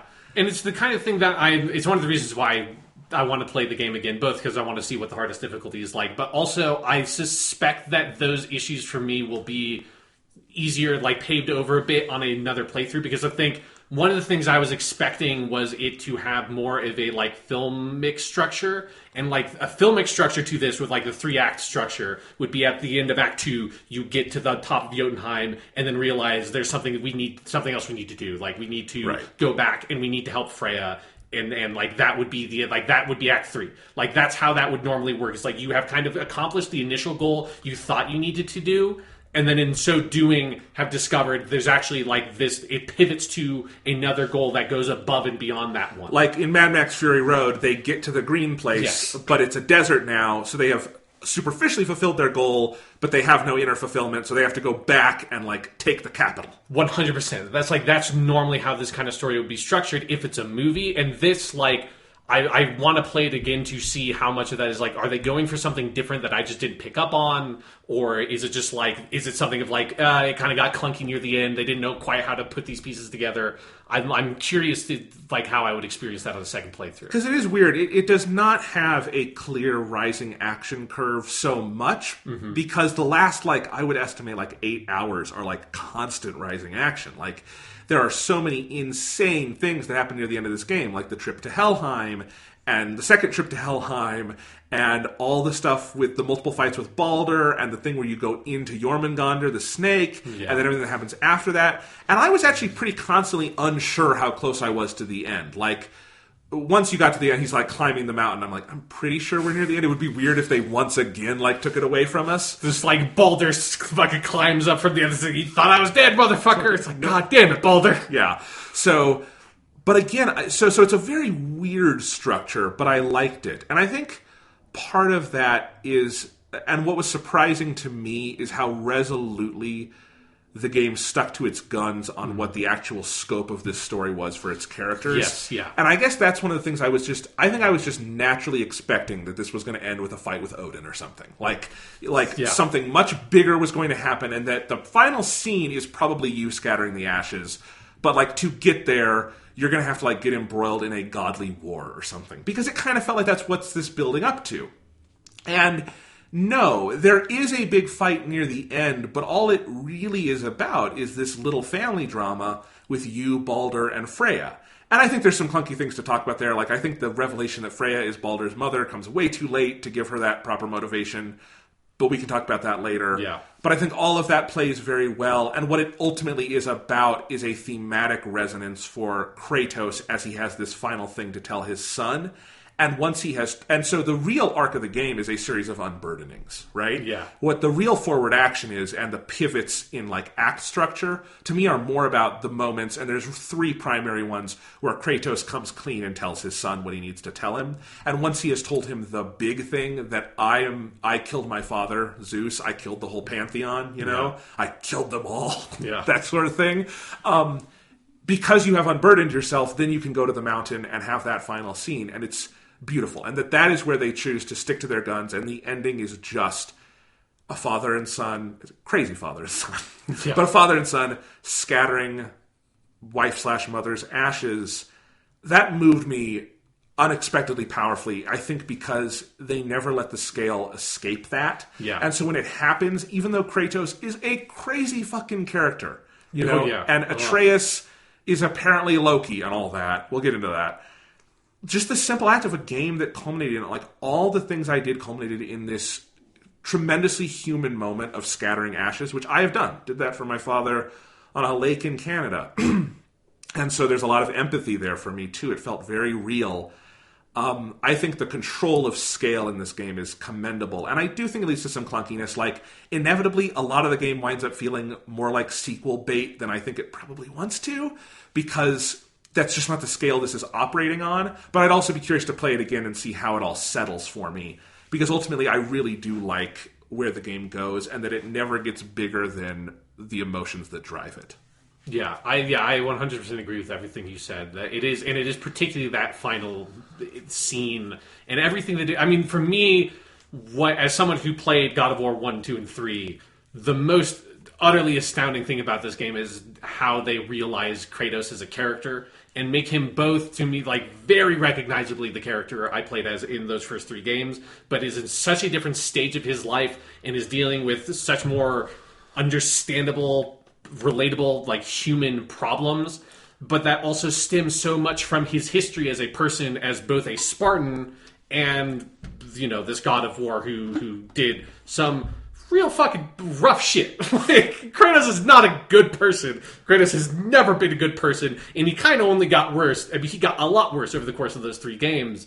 And so seeing him having to deal with those issues while also trying to find a way to raise a son in a way, and this is something like I kept on realizing more and more over the course of the game, and kind of like trying to understand Kratos' psychology, how much his own history of being a Spartan, which is a fairly significant thing in God of War 1, the like original God of War 1, affects himself of like, how the fuck is he going to raise this kid when the way that he was raised was the way that like Spartans were raised, is like, you are part of this military unit, like you are not shown any love or affection, like you are 100% objective driven, you are like you are a weapon that is aimed in a certain direction, told to do a certain thing, and you do that thing in the most efficient way possible. That's the only thing Kratos has ever known his whole life, and so now he's saddled with trying to raise this kid on his own is such a monumental task for someone that has that kind of history. And I find like that journey so interesting. And, you know, when I talk about like that series of unburdenings, you know, like some of them are sort of forced, right? Like the first time he turns and says, I am from a far off land. Yeah. I am, you know, and they plays the God of War thing, and it's just chills down the spine, right? And that one's very, very powerful. But I think the one that, there are 2 moments in this game that kind of broke me. The one I talked about at the end of the game, scattering the ashes. But the other one, because it is so unforced from Kratos, it is something he does not have to say in that moment, but he feels he has to say, is when Atreus has lost his mother's knife. And so Kratos said, when you were born, I made 2 knives. Yeah. And it's the 2 knives speech, and he gives it to him. And it ends, and this is in the period where Atreus is having his, like, ego episode, you know? Yeah. And, you know, Kratos, you know, clutches his hands and gives him the knife and says, you have to be better than me. Mm-hmm. And that is the Kratos equivalent of breaking down, sobbing, hysterics, right? Yeah. Because he is literally saying something from the depths of his soul in the only way he knows how. And because Kratos has been, you know, established for us as this very curt, to-the-point character, he does not use more words than he needs to, as we have hilariously in all the episodes where he and Atreus are on the boat, and he'll tell him a story. Yeah, he's telling him, like, Aesop's Fables. It's, like, the most just nothing version of all those stories. It's great. But that moment where he explains, like, why he made the knives and what he wants for his son, and that's something that I think always there in Kratos in this game, from the beginning to the end. I think he does want that for his son, and the journey of discovery is how he might have to manifest it and what that demands of him truly, you know, to actualize that desire. You know, what it means in that moment. And that it doesn't necessarily hit Atreus there. It's like a slow time bomb for Atreus of what those words mean. But we get it in that moment because it's something Kratos has needed, wanted, you know, had to say for a while. And there's moments like that where I think this game approaches, you know, Naughty Dog levels of quality of character writing and animation and performance that, as we've said before, I think very, very, very few developers the world over in this kind of real-time 3D game can do. And this game is totally on that level in a lot of those Kratos Atreus interactions. And I'm saying this as someone who knows nothing about the first 3 games. Yeah. Never played them, know a little bit of the story in the broad strokes, but, you know, more as mythology than as something I experienced, right? I don't know Kratos' original voice or anything like that. And I came out of this, I tweeted this, I think Kratos, in this game at least, is one of the best character creations I've ever seen in a video game. I was more invested in him by the end of this game than I am in most characters by the end of most games. It is, I think, a truly remarkable character creation. And weirdly, I think it's something that works equally well, but in totally different ways, if you have zero God of War experience than if you have all the God of War experience. Yeah. Because the journey of discovery of, like, only knowing some things about Kratos, or maybe if you play, you don't know anything about Kratos, I think the story can still 100% work. Just on a different level, where maybe you're seeing it through Atreus' eyes a little more. But that's a magic trick. That is a creative magic trick to be able to do that. Yeah, and it's one of the great elements of their writing for Kratos is that the history of that character doesn't feel like it is this burden on the writing. It feels like it's this gold mine of you have this wealth of history that this character, love or hate Kratos in the old God of War games. I think there's good reasons to do both. He is a character that has this charismatic, iconic element to him. It's always been something of I think he's a villainous monster in those games, but his performance and his character design and the hyper violent Greek mythological world he's set in makes him this character that when they did the reveal for this game in 2016 and he steps out from the shadows, it aroused an emotion in me I didn't even realize I had towards God of War, which was a franchise I enjoyed but did not grow up with, or I came to those games way later. I came to those games 2012 or 2013. But when Kratos steps out from the shadows and the music plays, fuck, it's Kratos. He's the God of War. He has this mythological presence to him, and I feel in this game they use that so well. Like you were saying, that even if you don't know anything about the old games and have no knowledge of it at all, you can feel the weight behind this character. You can understand and sort of intuit this guy's been through some insane shit, and he has so much just madness bottled up inside him, that you have to slowly unspool little by little by little, because he doesn't understand himself. He doesn't understand what he feels, and he certainly doesn't understand how to express his feelings in any way other than basically through violence. Yes, and there's been increasing levels of debate online, I guess, about this game, and what it has to say, and whether it says it in the right way or not, and what it doesn't say in some ways. And it's an interesting thing, because I do think a lot of those conversations are going off of bringing in a lot of stuff from the first three games. Yeah, absolutely. And I guess I don't know how to fully engage with that, because I haven't played them, and I think the game should be able to work without that weight of history, but it also does invite the weight of history, so I understand why people have had those reactions of maybe thinking Kratos is let off the hook a little too easily or something. But I don't know. I also, to me, just from my perspective of entering this as my first God of War game, there is something about, as awful as the stuff we come to learn in this game, and if you go read the Wikipedia pages, Kratos has done in the other games, is it carries less a literal weight to me than a mythological weight of it's so heightened, and this game follows that too, even though it's a much more grounded setting, I take it, than maybe some of the Greek mythological stuff. Yeah. But it does seem more like it is a mythological thing carrying into this game than a reality yeah, obviously, if someone has killed 100 people, no, you probably don't want to forgive them, but that's not exactly what we're doing here. This isn't a game about Hannibal Lecter. I don't know. It's a weird thing. Because it is one of those things of that the Kratos character was so made in the mold of Hercules, who murders his wife and daughter in a blind rage because of the curse from Hera. So it's it is, he is very much, and that's always how I've interpreted God of War. And I feel the people who took the much more sort of literal sort of interpretations of this characters felt misaligned to me. I agree with you. It has this big, crazy mythological weight to it, where it's in Norse myth, fucking the earth is made out of the flesh of Ymir the giant that Odin and his two brothers kill and scatter. The oceans are his blood and the clouds are his brains. It's that's not literal. You're not supposed to. It's not Odin has committed this treasonous act of violence against his father. It's I think the scales of morality and ethics are not meant to be put on such a literal scale in the way it would be in a more contemporary set game with more relatable human characters. Absolutely. And, that's not to say that's covering every complaint with the game. I'm not saying that. It's just, it's one thread I've heard. The other one is about, and I think this is an interesting one to get into a little bit, is some of the stuff around maybe gender in the game that I've heard talk about. Yeah. In that, obviously, I don't think anyone's going to argue that the original God of Wars are probably pretty problematic when it comes to some gender stuff, and especially sexuality, in that they infamously have like the sex minigame that I think we look at now and say that's in pretty poor taste. Yeah, and it's something you look at now and you're like, what the fuck were we doing in the mid? Because it was like, remember, this was contemporary with like the hot coffee mod and all that shit. Yeah. Yeah. And that, I think a lot of people said, well, yes, God of War 2018 makes an obvious effort to grow up in that sense. It's a much more mature game in a lot of different ways. But it doesn't so it doesn't have sex mini games, but also you never meet the mother character and you never hear her voice and you never really, you don't have to grapple with maybe the misogyny side of it. And again, I can't really talk to Kratos' history with women because I don't know it.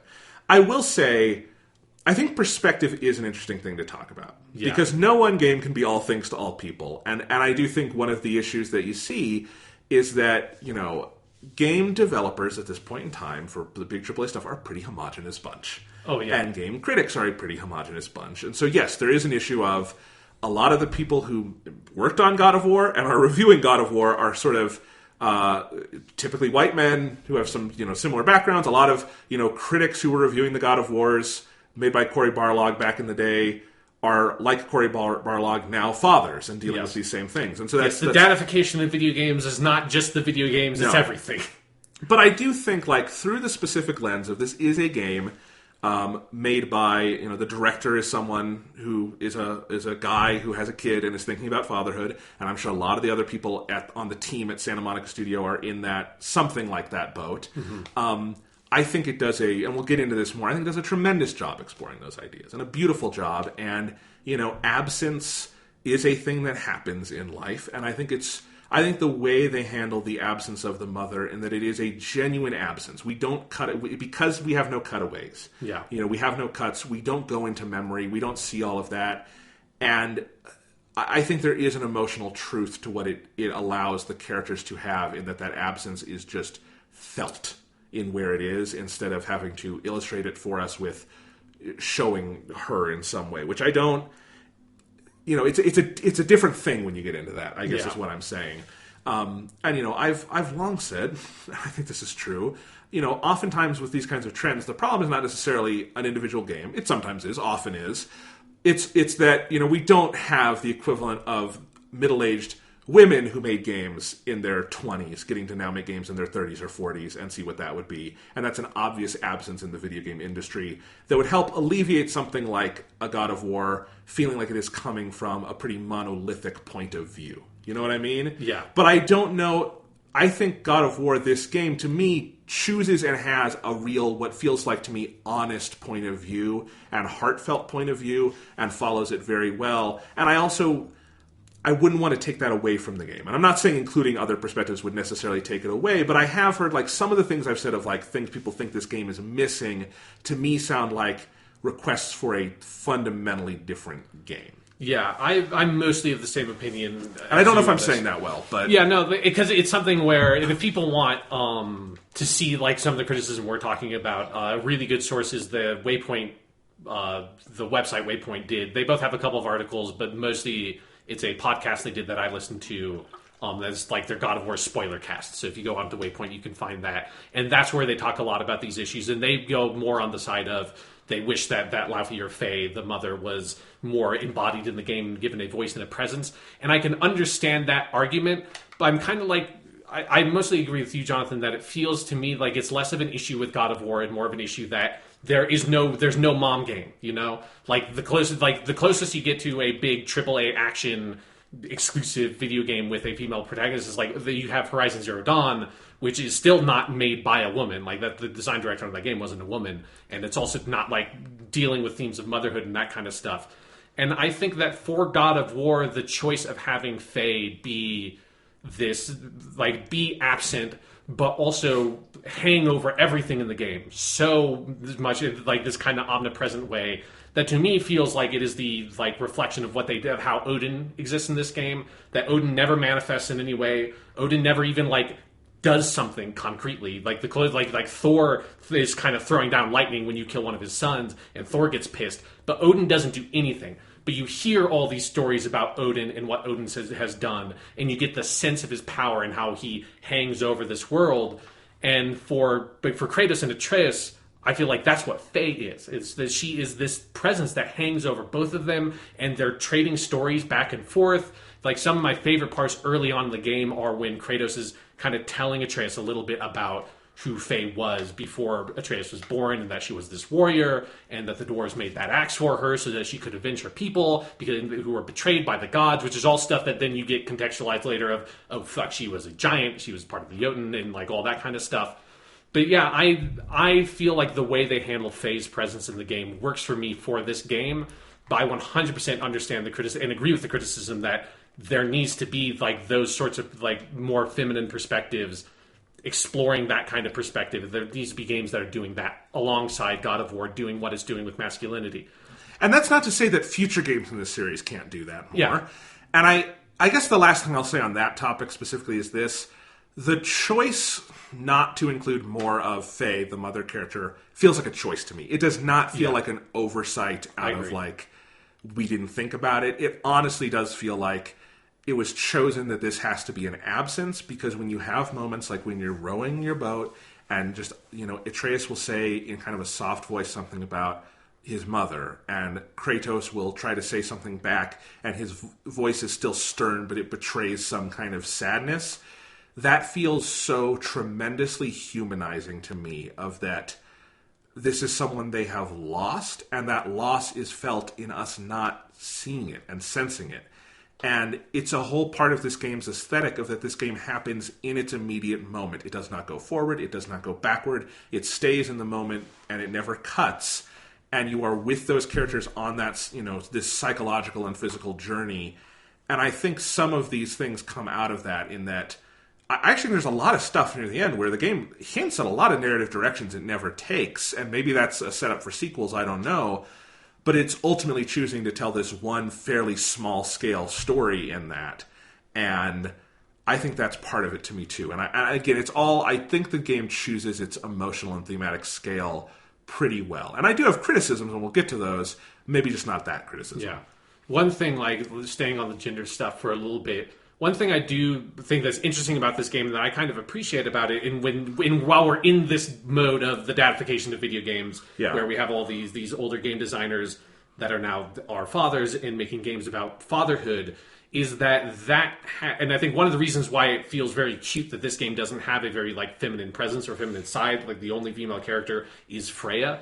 But like one of the reasons why that is that way is that this is like the only dad game I can think of that's about a father-son relationship. Yeah. Like all the other ones, like Last of Us, Bioshock Infinite, or if you go outside of games to like Logan, also very much feels like this. It is the gruff, military, emotionally shut-off father with the like kind of spunky, energetic, but also like vaguely masculine or tomboyish daughter relationship. Like that's so the mode we've been in for a long time now with these kinds of narratives. And there is something that feels fresh to me about like, oh fuck, right? Like it's not just dads and daughters. There's such a vastly different dynamic between a father and a son, which is something I don't know I would have quite realized about this game until I played it, like how different that dynamic, like how different this relationship dynamic feels to me compared to Joel and Ellie in The Last of Us. Oh, sure. I mean, there is a weird cognitive dissonance for me in the early hours where it took me a while to warm to Atreus at all, and I have some issues with his characterization, but we can get to that later. But like in the beginning, it's because this is working in a mode that we're super familiar with, like you said, Last of Us, Bioshock Infinite, Logan, what have you. There's a million of them. But it is a father-son thing, and, the son is just a normal little kid. They're not in like a post-apocalyptic thing either, so you don't have that, which is often thrown onto these, because when you have the father-daughter thing and those other things we're talking about, you're often also doing an exploration of gender roles, like opposing gender roles in those ways too, which this game is. Gender roles is an important part to it, but more on the masculinity side of things, and I think part and parcel with that too is that we have a lot of portrayals of masculinity in American pop culture, in American mass media, without, I think, a lot of introspection about masculinity, because I think those are two different things. Oh, yes, I think you can portray masculinity, and you can think critically about masculinity, and I think sometimes those go together, but the vast majority of the time, they do not, you know? And so I think something like God of War is really valuable in, I think, asking some key questions about masculinity and violent or angry or unhealthy masculine tendencies in a way that a lot of properties you would pay lip service to it, but I don't think you would do the legwork on it. Yeah, or like I feel like it's a problematic storytelling dynamic. Like another way is this urge to do the the male father figure kind of like makes the female daughter figure like and kind of pulls her into like the masculine, powerful, strong, stoic side of the scale, while the daughter pulls the stoic, masculine, strong male figure to the like emotional and empathetic side of like the female side of the scale. That's the bad version of this. Yeah, and that like is the dynamic though. That is basically how The Last of Us works. That is basically how Logan works. Like, and I'm not saying like that makes those stories bad. Certainly, I'm not saying that. But I feel like there is a certain storytelling crutch that is being used there that is making assumptions about gender and is using gender in this like very conventional, social, symbolic kind of way to communicate those character shifts to you in a way that it like the mainstream audience is going to like immediately understand. And there's something interesting and compelling to me about the idea of saying, what if instead of that being a daughter, it's a son? And then I also want to see the mother and daughter version of that, and the mother and son version of that. Obviously. Well, because how often do you think this is someone wanting to maybe tell a story about a father and son and thinking it should be different genders, and then channeling kind of thoughts on sonhood, whatever you want to call that, into a daughter character? Yeah. I think you see, I would not say that about like The Last of Us or something, but I'm forgetting what example I'm trying to think of here. But there are definitely times I think I've seen things like that where it feels like you wanted to tell a different story here, you know? Yeah. And it does feel honest to just have it be, again, the father and the son. And that, and again, it's weird to say that is maybe an underexplored dynamic in our current pop culture moment, but it sort of weirdly is. Yeah, because it's just a side of masculinity I think is not usually portrayed as particularly that like kind of son thing. Or it's especially because it's Cory Barlog knows both sides of that experience. Yeah. And we both know one side of that experience of being the son, but he's both been the son and is now the father, right? So there's a certain perspective I think comes along with that for me it made me think about some things in my own past and like some of those scenes. My own relationship with either my father or like other masculine like role model figures I've had in my life. And there's like it gets at that stuff in a way like I don't think I realized how underserved that storytelling opportunity feels until it was explored in this game. I think there's an assumption in a lot of fiction that, because you see this often, in that if you tell stories about parents and children, you often pair the parent with an opposite gendered kid. Yeah. Because I think there's an assumption that like, oh, that's the harder relationship. Which I don't know if that's true. Literally, I don't know. I don't have kids. Yeah. But I guess when I think about it in my head, like if I had kids one day, far off, hopefully, but if I have kids one day, I would be much less worried about having and raising a daughter than I would about having and raising a son. I 100% am with you. Like the idea of raising a son fucking terrifies me. Because I feel like I would have some objectivity in raising an opposite. I shouldn't even say gender, of the opposite sex, you know, because gender is a social construct. But like that's something of like I feel like I could take myself out of it slightly more weirdly because she would not have the exact same life experiences, whereas a son would be going through a lot of things that come with being a guy that I would know and would be scarier to deal with because the mirror is literally more like immediate. Even if that is a facile human failing of ours to read it that way, it just kind of feels true. And I actually think God of War, I can imagine the version of this where Kratos has a daughter. Mm-hmm. And I think it would feel in some ways like the easier way out to having, because I think Kratos could avoid a lot of the questions he asks himself if he had a daughter, especially in a medieval kind of setting where gender roles would just also mean something different. Because the main thing to me in this game of like Kratos' like path through this game, like alongside the unburdenings that you talked about, which I really like the way you phrase that, But it's with the unburdenings, it's also this fear he has, and the reason why he is so tied up with his own past and who he is and what he's done is that he's so afraid of making Atreus like himself. Yes. Which is not a fear I think you like. And I think, like, when I think about, like, hypothetically having a son, like, I think that's part of the reasons why, like, that scares me so much more than having a daughter, is because there feels like there's a certain distance of, like, it would be harder to turn a daughter into me. It would be way easier to fuck up a son to be fucked up in the exact same ways that I'm fucked up, Yes. right? Yeah. Yeah, and I think, like, that fear of, like, looking at yourself in the mirror and this younger version of yourself, this son you have, like, that is so much of what Kratos deals with in this game. Absolutely. Atreus is a really interesting character. Yeah. Because part of it is that, again, there's the gender-sex dynamic going on here, right?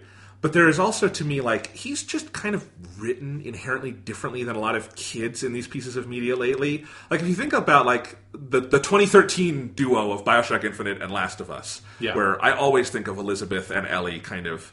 they're Elizabeth, right? Yes. Okay. Yes, Because you could have also called her Ellie. Anyway.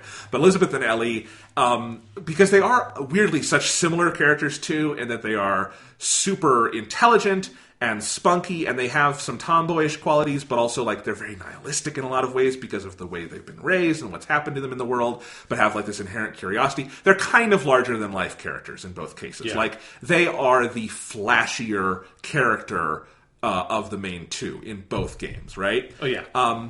And they don't do that at all with Atreus. It's a really interesting thing. And it took me a while to get used to this and figure out how I felt about it. Atreus is just written like a normal kid and performed like a normal... He sounds like a kid from Texas. Like, he just sounds like... I assume his voice actor is just a boy. Yeah, no, I think he's just like a 10-year-old kid. And...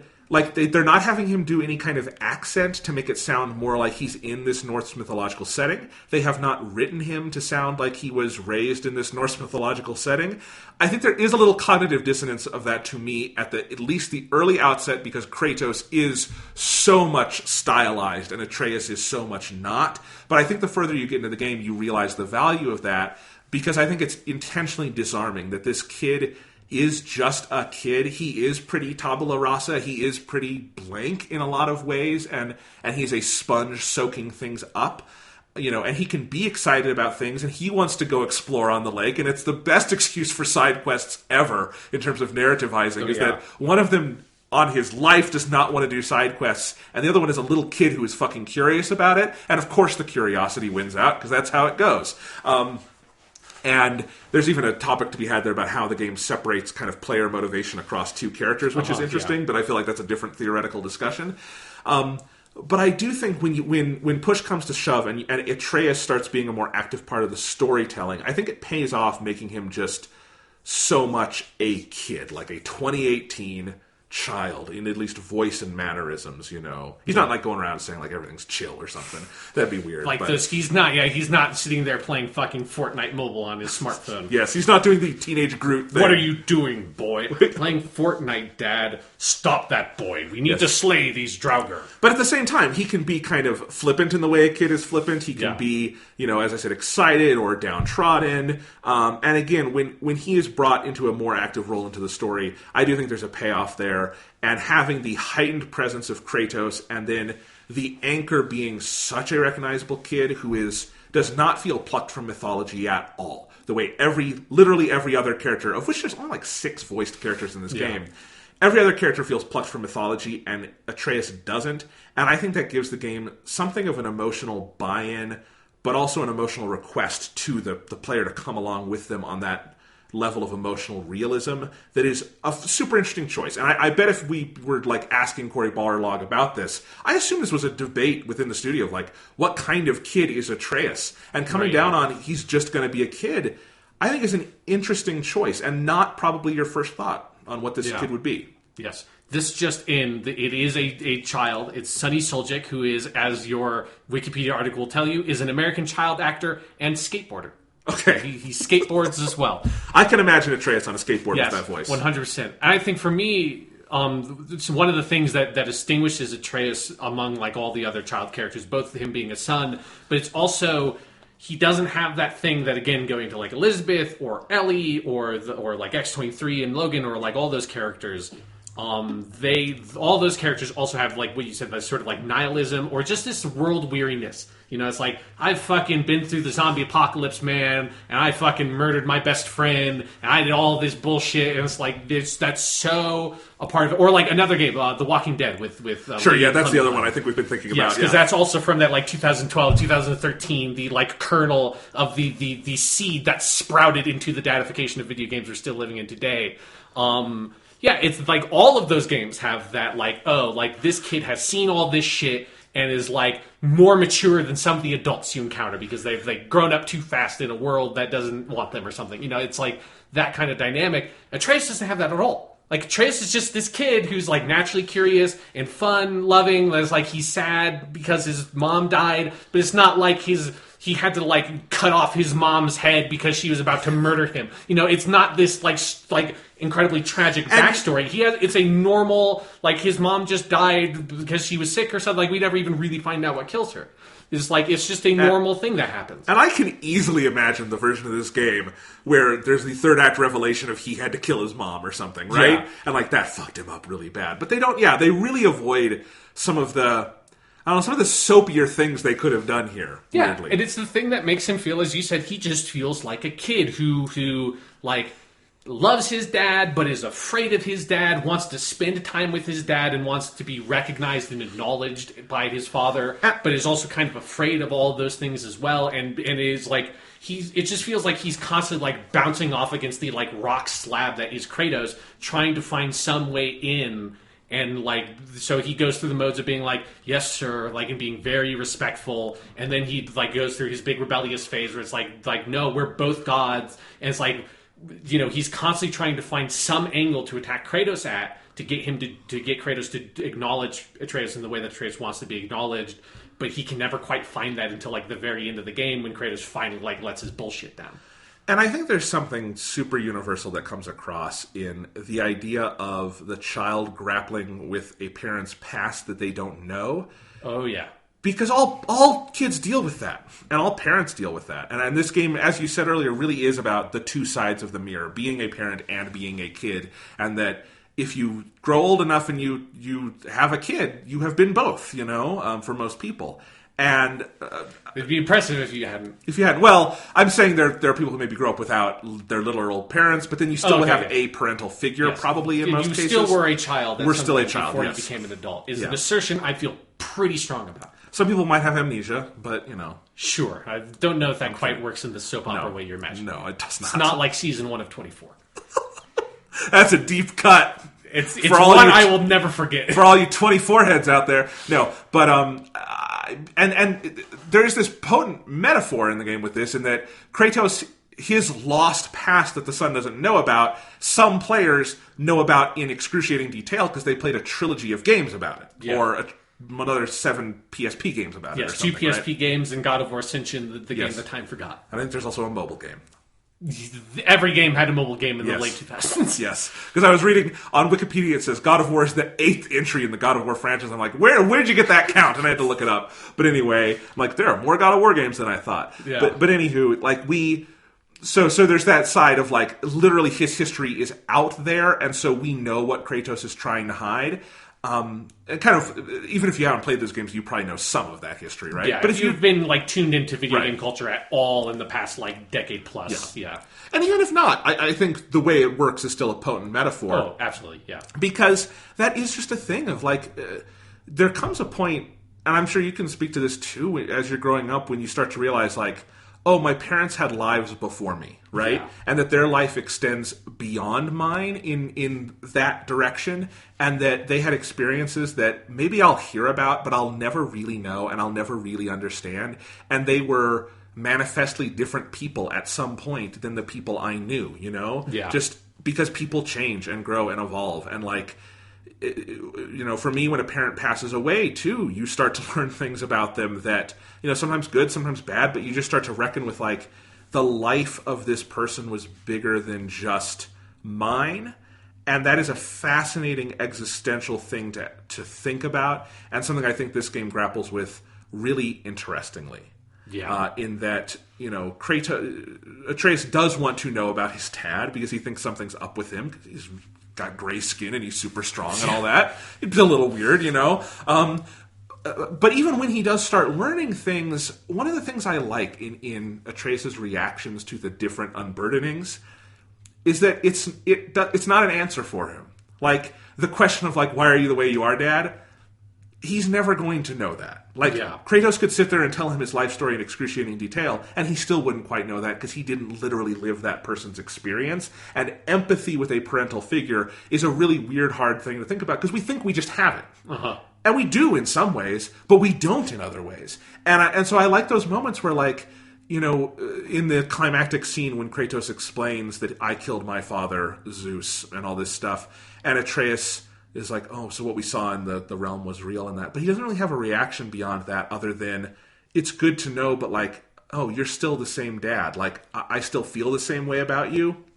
And that there's also that thing of like, no matter what we learn, I guess we could learn particularly terrible things, you know? Like, oh, God, you were a serial killer? That'd be weird. But like, I mean, the big bomb that still has not dropped is, by the way, I had an old family, and I kind of... It wasn't my fault. It wasn't my fault. But I did totally murdered them, and then I was cursed by Athena, and their like ashes are grafted onto my skin, and that's why I'm pale and ghostly white. So it's like every time I hug this, there's a little bit of my old daughter rubbing off on your clothes. This will get more complex with Atreus for, you know, aforementioned mythological reasons. Yeah. But within the confines of this game, I do like that thing of like, there are moments that maybe make you reevaluate your parents, but then at the end of the day you realize, yeah, but my experience with them is the same, and it doesn't change the fundamental truth of what this thing is.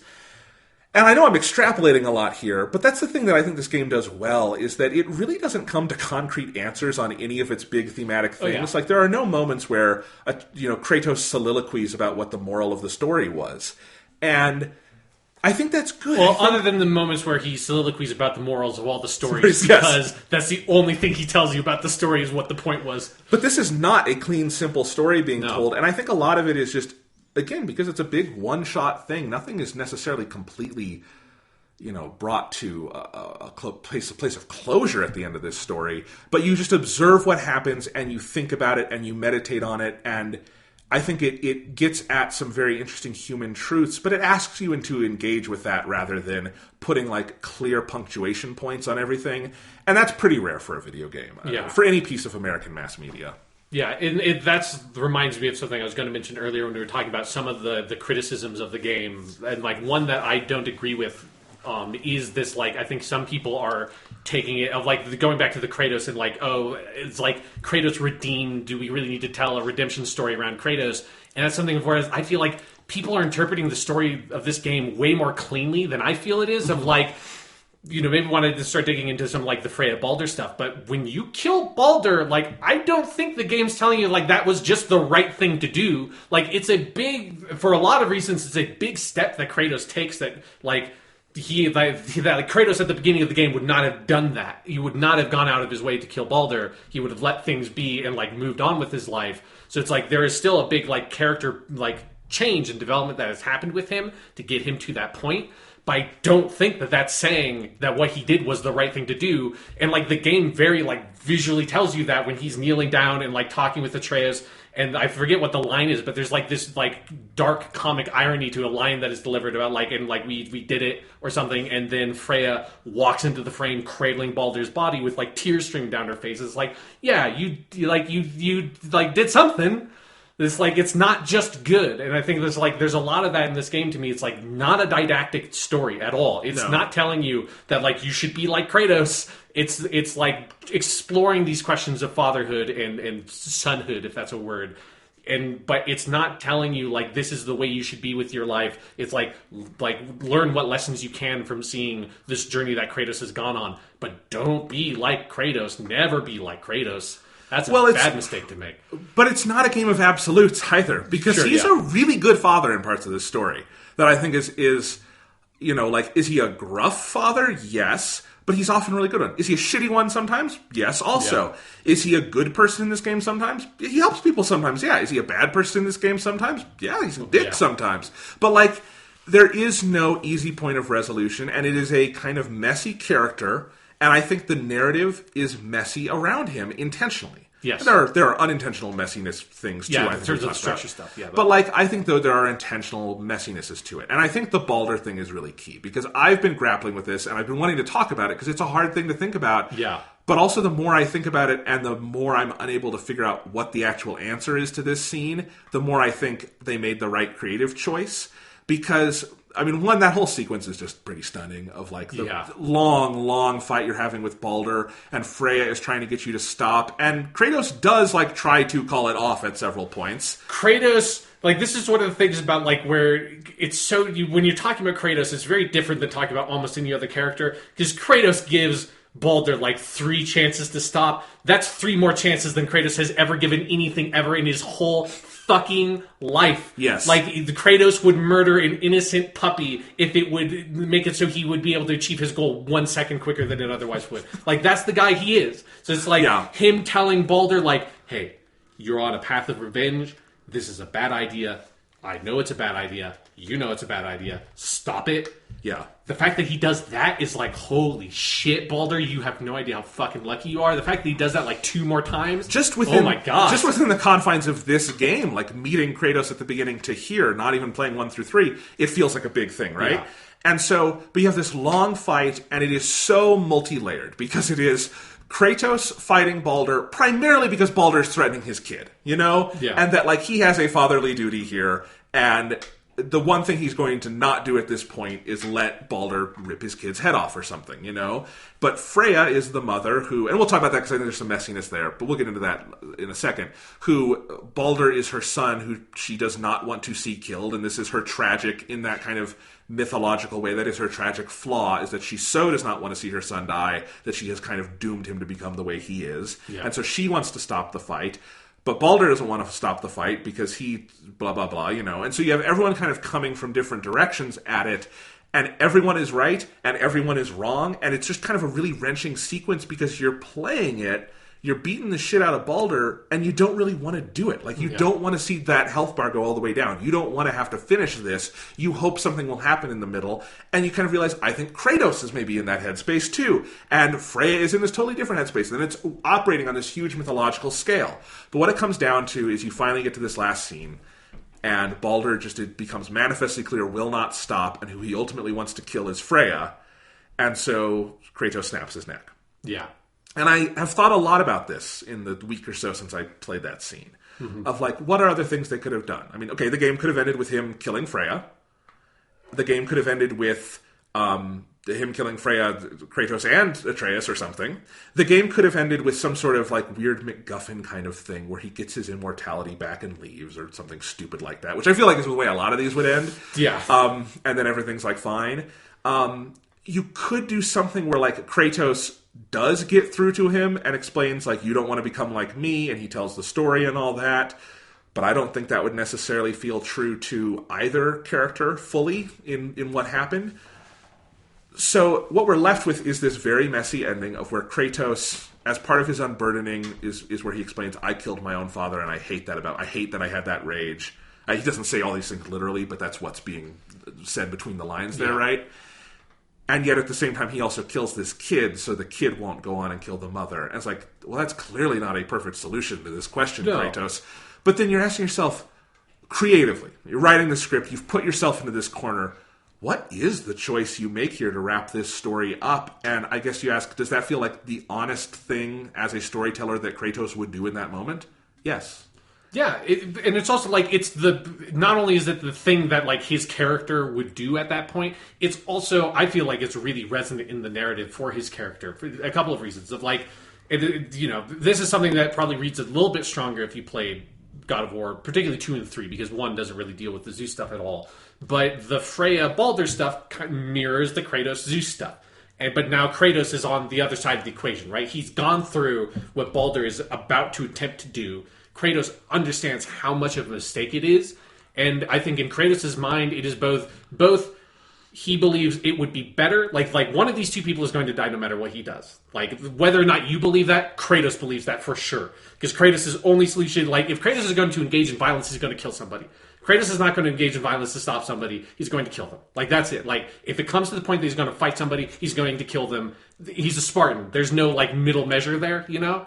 So it's like one of these two people is going to die. For him, Freya is the person he would want to have live, not Baldur. I don't think the reasons need to be explained for that, right? He even says that to Atreus on the boat after that, of like, the world is better with Freya in it. Yes, and so he chooses that Freya should be the one to live, but then also him killing Baldur is symbolic of him choosing this other path of destroying his past self, of like owning up to, in his own way, the mistakes that he made means not letting Baldur make the exact same mistakes. And so it's like the only way he can think of to do that is to kill him. Yeah. No, and so yes, is it like a morally resonant choice? He has redeemed himself. Oh no. No, but in the weird like mindset of Kratos and where we are in the story, it does feel like a significant character progression. And I think that's a separate thing than redemption. Because also he, again, I think I sort of talked about this earlier, he kills Baldur not because Baldur's like after them anymore. Like because it becomes pretty clear he's beaten Baldur. What Baldur is interested, as you said, is killing Freya. Like that's his mission. And normally, like again, Kratos at the beginning of the game would have just walked away at that point, because what does it matter to him? He steps in to save Freya's life specifically, which is not something, again, I have ever seen Kratos do. Ever. In three plus like almost the entirety of this game, I've never seen him of his own will, not because Atreus tells him to, not because anything else, like he just steps in to somebody else's affair and saves someone's life in the only way he knew how to. That's like a huge character change for Kratos for me. Yeah, and I do think what you said there, the idea of him killing this like symbol of his past self, is really symbolically resonant to me. Yeah. Because it is just that image of him snapping the neck of this guy who, in some ways, is more like Kratos was in the past than Kratos is now. Is consumed with rage and vengeance. And then what happens after that with kind of the final unburdening, the thing with the wraps around his arms, which we'll get to. Just, it is a really symbolically resonant image. And I don't know. I do think a lot of analysis these days comes down to how cleanly can we pull an idea or a reading out of a moment.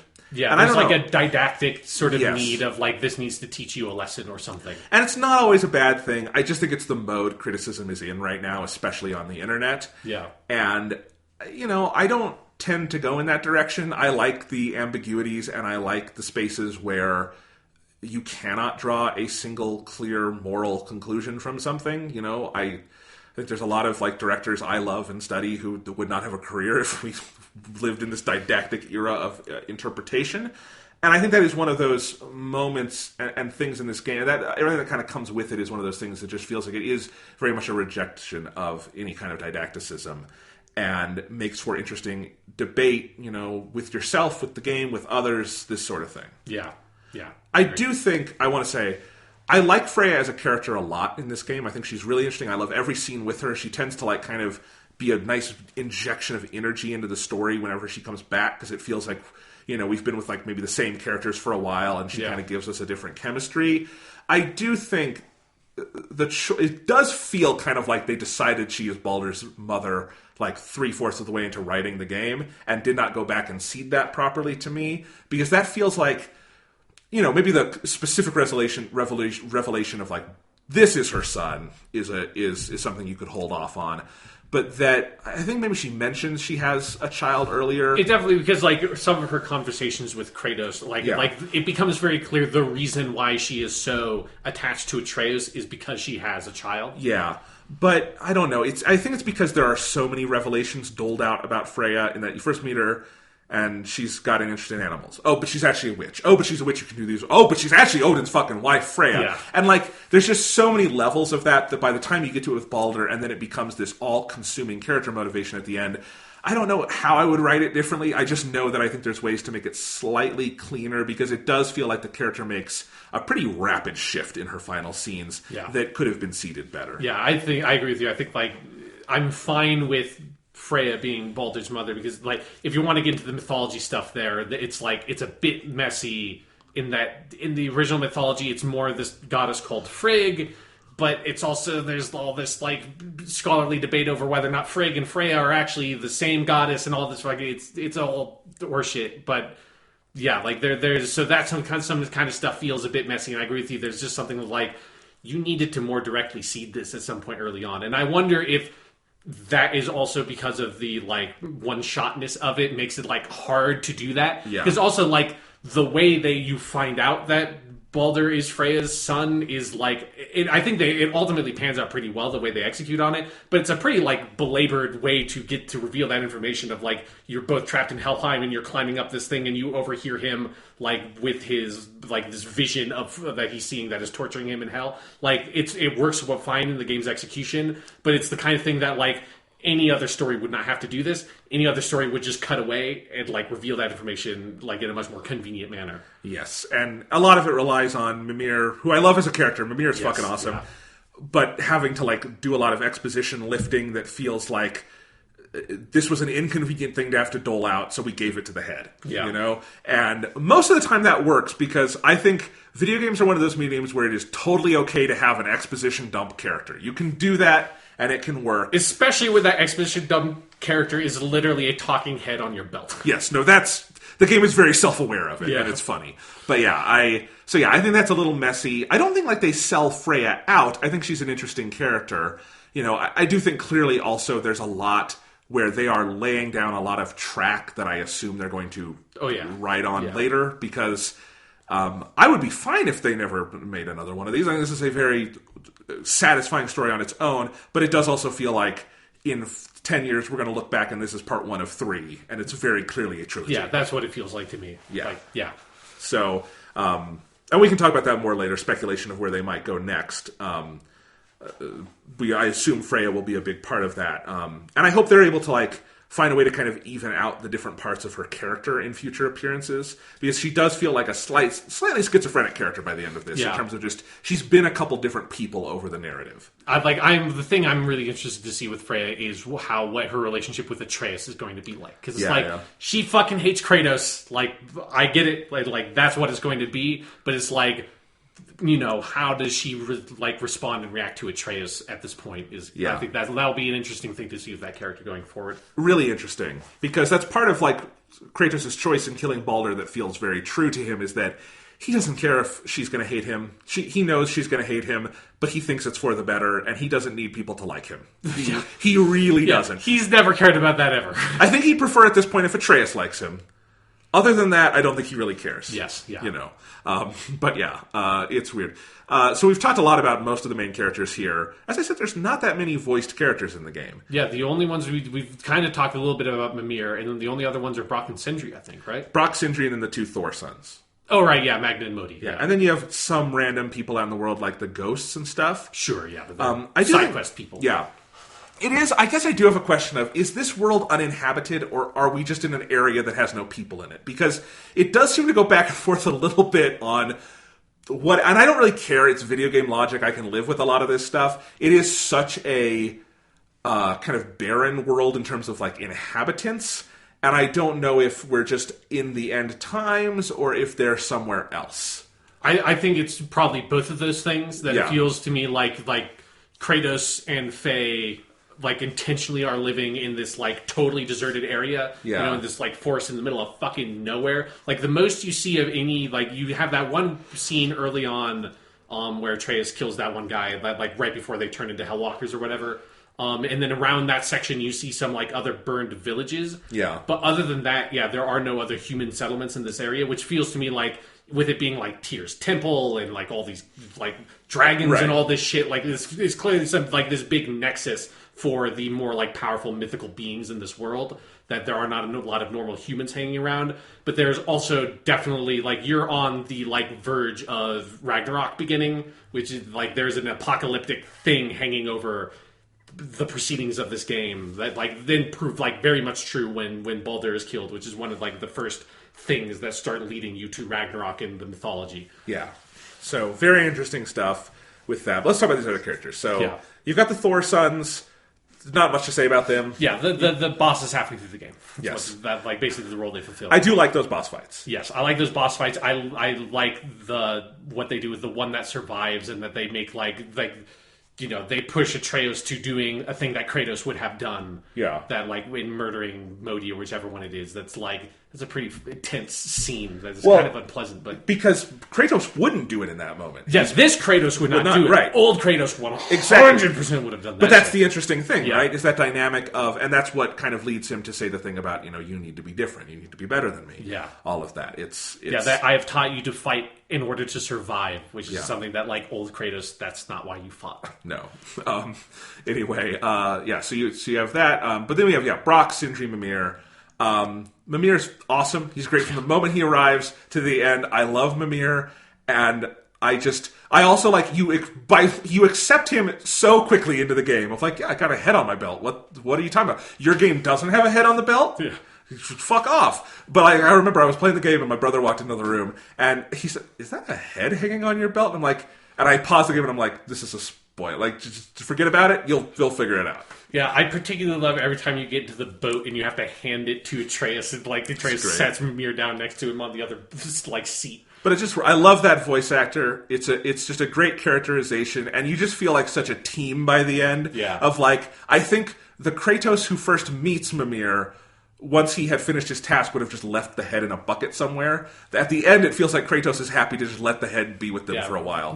Kratos, his boy, and his head. The head can do the talking. I also love that at no point in the game does Kratos ever call him Mimir. He is always head. Yeah. I mean, also, just the first cutscene with Mimir is so good, and that, like, I think it's the moment where Mimir is, like, talking to Kratos, and is like, you know, boy, you need to talk to your son and, like, tell him this stuff, and, like, tell him about his past, and then just, like, it pauses for a second, Kratos says, I'm going to cut off your head now. That's really fucking funny.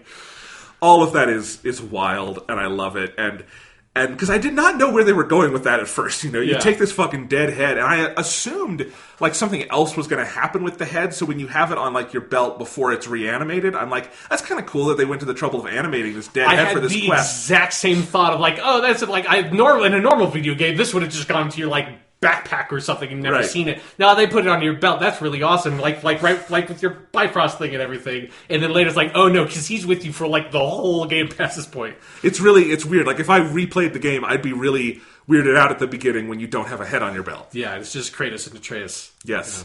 All right. It's the one thing the Donkey Kong games are missing from earlier is that Donkey Kong doesn't carry Cranky's head on his belt. Did I ever tell you the story about the Kremlin kings and how they slaughtered the giants? Yes. How they stole the banana horde? Yeah. No. Anyway, Mimir's great. Brock and Sindri, I'll say this. I don't like how they're introduced. I think the game spends way too much fucking time on them in the first, 3 hours of, you meet one, and he does the whole thing with the axe, and, they really labor the point of, these are going to be your blacksmith people. And then you meet the other one, and then you immediately meet the other one again for another. There's too many scenes with them at the very beginning that feel like they're really trying to lay down legwork of, this is how the mechanics of the game work.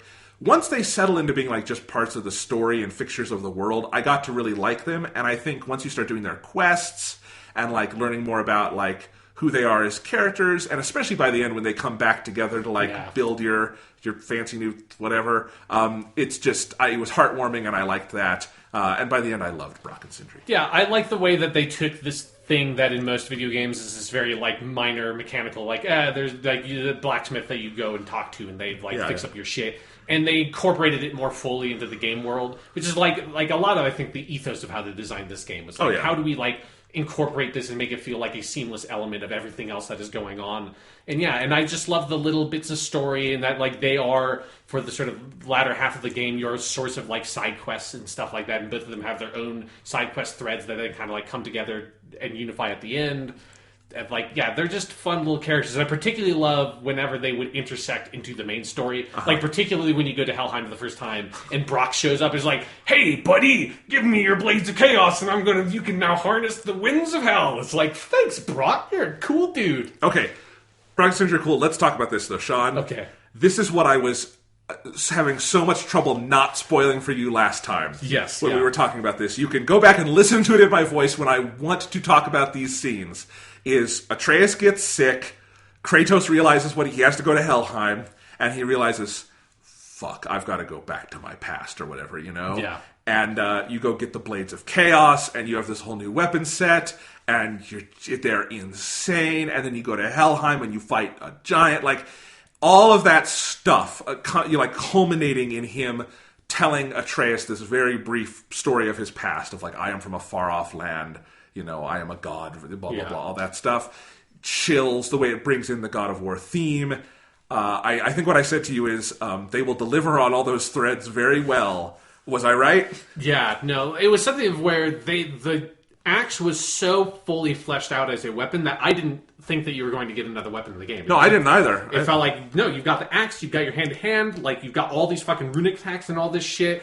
The one hint was that my skill tree was mostly filled out at that point, so it's like, well, it seems like there's got to be something else you can dump XP into, but you can put XP into your, like, runic summons and stuff like that. Yeah, so, yeah. Like, maybe that's, like, the phase I'm moving into. No matter what, you have a lot of extra XP in the game. So. Yeah, for sure. Yeah. But yeah, when that scene happens of where I think Freya tells you that your axe is not going to work because it's a frost axe and you're going to Helheim and it's all frost stuff. It's like, have you ever played Pokemon, buddy? Like, it's not going to work out the way you think it is. I was just like, oh, fuck, I need to get something else. Is like, we need some fire weapons. It's like, oh shit. Yep. Like, okay. And I think they do signal it pretty well. Like, I like, particularly like at the beginning of the game where the bandages he has wrapped around his wrists like almost come loose. And so it's like they do a little bit early on to kind of like signal that the Blades of Chaos were a thing, like for people who like maybe forgot and stuff like that. Yeah, when he has to go back to his house, and when he has like that vision of Athena on the way, and like the fact that whole boat Athena ride down with the colored like sky and everything. Because that's right after you've killed one of Thor's sons. So Thor is going crazy, and like there's these maelstroms and lightning flashing everywhere, and Athena appears on the boat. And then when you go home, you find the Blades of Chaos, you pick them up, and then Athena like appears in the doorway and says, "You will always be a monster." And it's like, I know, I'm your monster. And then you step outside, put the fucking chains on, and it's like, oh shit. You have to fight all the Hell Reavers that pop up. And yeah, the way they realize the Blades of Chaos in this combat system, in like engine and the like tight in third person stuff, is so fucking awesome. As someone who like really enjoyed the combat in those old games, the way that they like maintain the feel of what the Blades of Chaos felt like, but like up it, to like modern standards, and the sound effects on the fucking chains, and just how fast and dangerous you feel compared to the like. I still prefer using the axe for most combat stuff because I think it's really fun to use. But the axe is like big and heavy and lumbering, and it's like when you get these Blades of Chaos that can just swipe through like 5 enemies in one blow, it's a really effective sequence. Well, and it immediately like reinvigorates the combat of the game, because you realize like as good as the combat was up to now, you ain't seen nothing yet. Yeah. Because what they're going to start doing is giving you like enemy types and like enemy loadouts and whatnot that require both weapons, that you're going to have to switch between them. Some scenarios, this is especially true in all the challenge stuff you get to do at the end in Niflheim and in Muspelheim, is you have a lot of scenarios where like, okay, this is going to be better for this, but then I need to get close in, the axe isn't going to be, the Blades of Chaos are going to be better for close in. If I'm far off, I'm going to use my axe. If it's this, I'm going to need fire. If it's this, I want ice. And just, I probably leaned on the axe more too, but just the ability to be able to shift between these two very different but extremely complementary combat types was, I think, something that really made the combat in the last half of this game sing even more than it did in the first. Yeah. And then also, I love that you have like a whole nother set of runic attacks to find for the Blades of Chaos. And a lot of those are references to, or like incorporations of some of his moves from the previous games, which is really fucking cool. I recognized the one where he like, my favorite one was you like light all these fires under people, and he like does a thing where he makes an X with them and then rips up and all the fire comes. I know that's from those games. And like if you hold down your heavy attack, he does this like spin and knocks him into the air. And although I think my favorite thing to do with the Blades of Chaos is the like throw where you like stab it into people and you get that upgrade. Yeah, you can either pull them back, or if you hold it down with the upgrade, you like whip the chain and this like firebolt shoots down the chain and blows them up. It's fucking awesome. Like it's so good. I love, there's the little floating guys you start meeting. Yeah, the nightmares. And you can take them, whip them in, and then throw them at another enemy. I love all of that. Yeah, that's a great sequence, both in terms of like the drama of the story. Like that's one instance where like the gameplay stuff and the story like 100% intersect. It is some good fan service for people who enjoy the old God of War games of like, oh fuck, you really do, like Kratos really knows how to use these things. Yep, no, it's awesome. And I just, the whole sequence where he's like having to wrap the chains around his arms again and everything, there's real weight to it that, again, then is mirrored in the gameplay because you live it, you experience it, becomes an integral part of the game. It's fascinating. It's so well done. And, like, the very grounded, tight-in perspective of this game also just makes the Blades of Chaos feel so gnarly. Like, it's the kind of thing that I always kind of, in the old games, thought design-wise the Blades of Chaos looked kind of lame because they're like these like weird fat daggers. But in this game, like they're just like kind of gnarled and like spiked, and you like wrap these big heavy chains that like whistle through the air when you use it. And it's something that's like they're not normal weapons. You know, the axe, like he does, like, you know, obviously the axe has some magic powers, and Kratos does some gnarly shit with that axe. But at the end of the day, you know, you can both use it to chop off a guy's head and to like chop down a tree.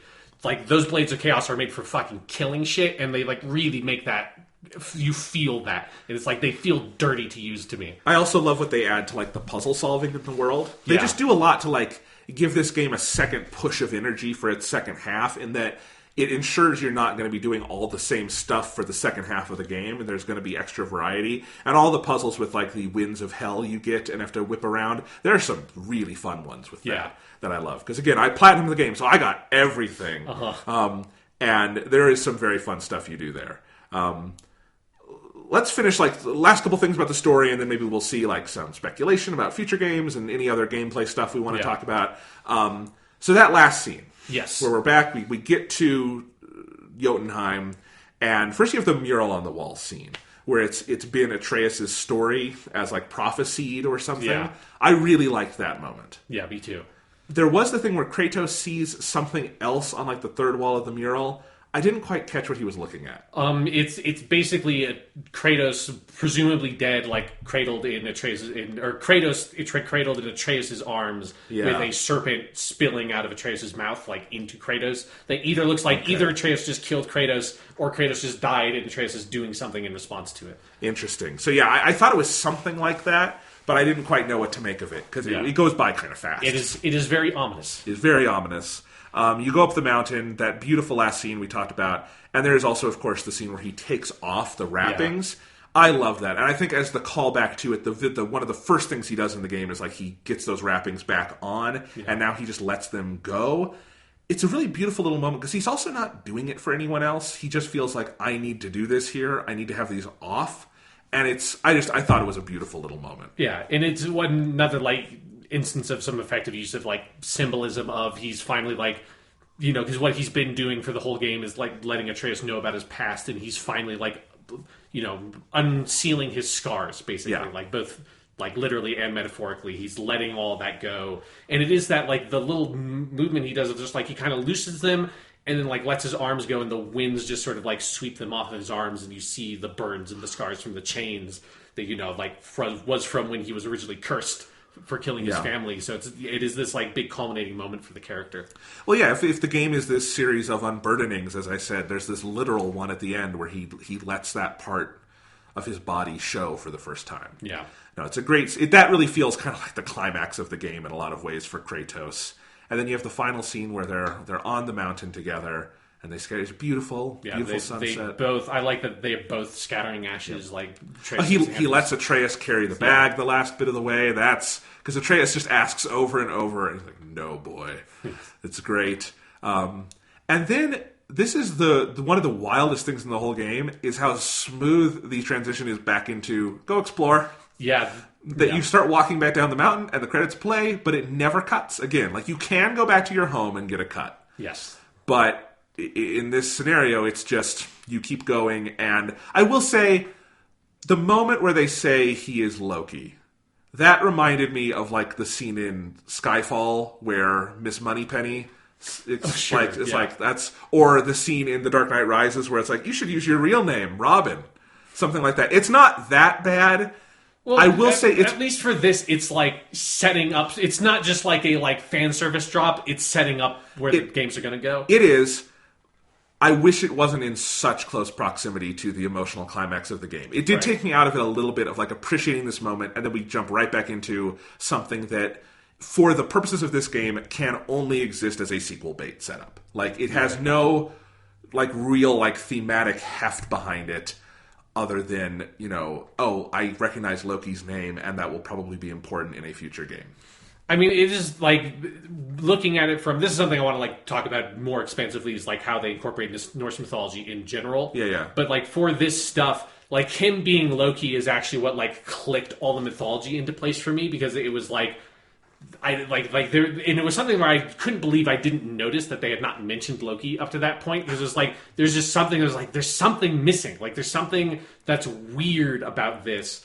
And it was particularly like having Balder there, where the Balder myth is, like, the original version of the Balder myth is that the Frigg, or Freya, Balder's mother, like, loves Balder so much, but also has this prophecy that he's going to meet his doom. And so she has everything in the world promised not to harm Balder, because it's mythology. Mythology is weird. That's how you go about these things. But the one thing she doesn't get is mistletoe, because it's small and seems harmless, but mistletoe is actually poisonous. But she kind of overlooks mistletoe. And Loki learns about that. And so then, in what is a really weird sequence, all the, like, Balder is like, hey guys, I'm totally immortal. And all the other gods are like, that's awesome. And Balder's like, check it out. And like, they're all just like throwing shit at Balder, and like throwing axes and boulders, and they're just bouncing off of Balder because he's totally immortal. So it's not quite what this game does, of like, he's gripped with this intense personal dread. They kind of, like, sexy it up a bit for modern storytelling standards.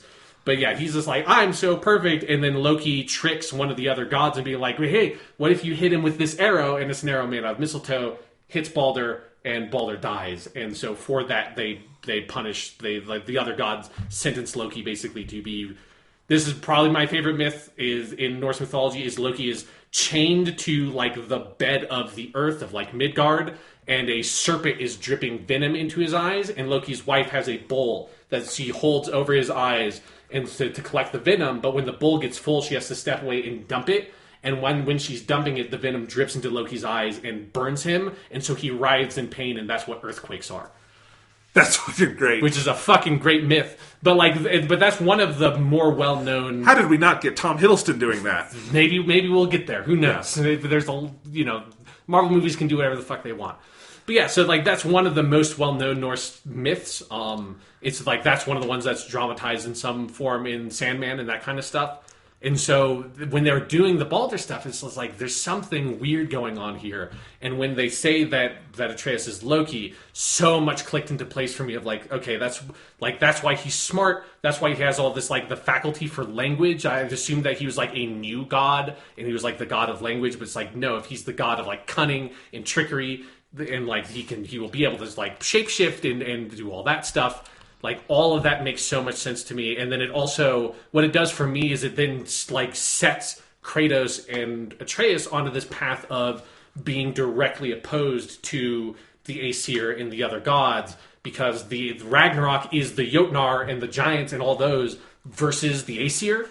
And so when Mimir says, I think, like, after you kill Balder, what seems like we're the monsters now... And like at least in Freya's eyes, it's like when it's revealed that he's Loki, it's like no, you straight up are the villains of Ragnarok. Like that's right. That's the role that you have been dealt in fate. Is like you are like because there's all this shit. Like because Loki is the father of Jormungandr, the World Serpent, which is maybe something you don't know. Like he's also not the brother of Thor, so like that's a Marvel movie thing. So forget about that. But he's the father of Jormungandr. He's the who kills Thor and is also killed in Ragnarok. He's the father of Fenrir the wolf, which is what kills Odin in Ragnarok, and he's the father of Hel that rules over Helheim. So it's like there's all these like it's this big move that they make to like signal where it's going. But I do also think it says something about where this game is of like. You are the villains in some ways. You are the monsters of mythology. Like, you are the ones that are opposed to the great shining beacons on the hill. Like, yeah. You are what comes up from behind and destroys all of that to make the world anew. I think it's a really cool idea. I'm really excited, hearing all this stuff of, like, what they're going to be able to do with it. My only thing was just kind of where it is in proximity to... Yeah. a bigger core emotional thing, and that it just felt slightly distracting because it does feel like the big name drop thing. But yes, no, it suggests a lot, and like the game is mythologically literate enough that obviously I don't think they're just dropping that name because, hey, that's the big god we had forgotten about. Yeah. And I agree what you said there, like, because I assume that either the next game or one after it is going to be called God of War Ragnarok, just because what else are they going to subtitle it? Yeah, unless they just say, fuck it, God of War 2, here we go again. The God, no. Please, God of War 2, no. Hell on Earth. I'd be okay with that. Yeah. If it's hell like H-E-L. Yes, no, yeah. yes. Helheim on Midgard. Helheim on Midgard. But anyway, yeah, it's an exciting idea, and I like what you say about, like, they are the ones opposed to the gods. Because that actually, let's speculate a little bit about what God of War 2, Hell on Earth, is going to be. Because that kind of feels like that would be an interesting journey for Kratos, of Kratos, you know, being like, I don't want to kill gods anymore. And Fate being like, yeah, but you guys are the forces of Ragnarok. Yeah. Something like that. I think there's a lot of juicy stuff they could do there beyond just cool mythology stuff. Yeah. Well, like, what some stuff they do is, like, they're very, like, knowing that they're going to be sequels, it was smart that they don't go to all the realms in this game. Yeah. So it's like, you very specifically don't go to Asgard, you don't go to Vanaheim, you don't go to Svartalfheim. Fuck you, that's one of the ones that I'm not very good on pronouncing. But yeah, so there's, like, good room to go with those. I also hope that, like, Muspelheim and Niflheim are explored in more of, like, a story sense in a future game, because I think it'd be Muspelheim looks so cool. Yeah. Because that's also where Surtur, the giant fire demon, like, troll is. Yes. That's, like, you might know from the beginning of Thor Ragnarok. And so it's like, you have to meet Surtur. Because he's not just, like, giant swords in the ground. Like, I want to fucking see that dude. Yes. Yeah, but, yeah, in terms of, like, story speculation, for me, like, the question is, at what point does Atreus become the main playable character? Like, I feel like that has got to be the direction you go in. And for me, this is like wild speculation, and there would be very good reasons not to do this. I do think it'd be kind of fucking awesome if, like, Kratos is one of the bosses of the game. That, like, once you switch over, because it's like Kratos, like, you could come up with so many reasons to have Atreus, like, ultimately go against Kratos. Yeah, it's like that would be so fucking awesome if that's because there's all the shit you have to deal with like. Is Atreus then going to be the person, like, tied to the rock with fucking serpent venom dripping in his eyes for 100 years, you know? Like, I feel like they have to address that component of the myth, because that's also really well known. Like, what do you do with that kind of stuff is something I'm interested in.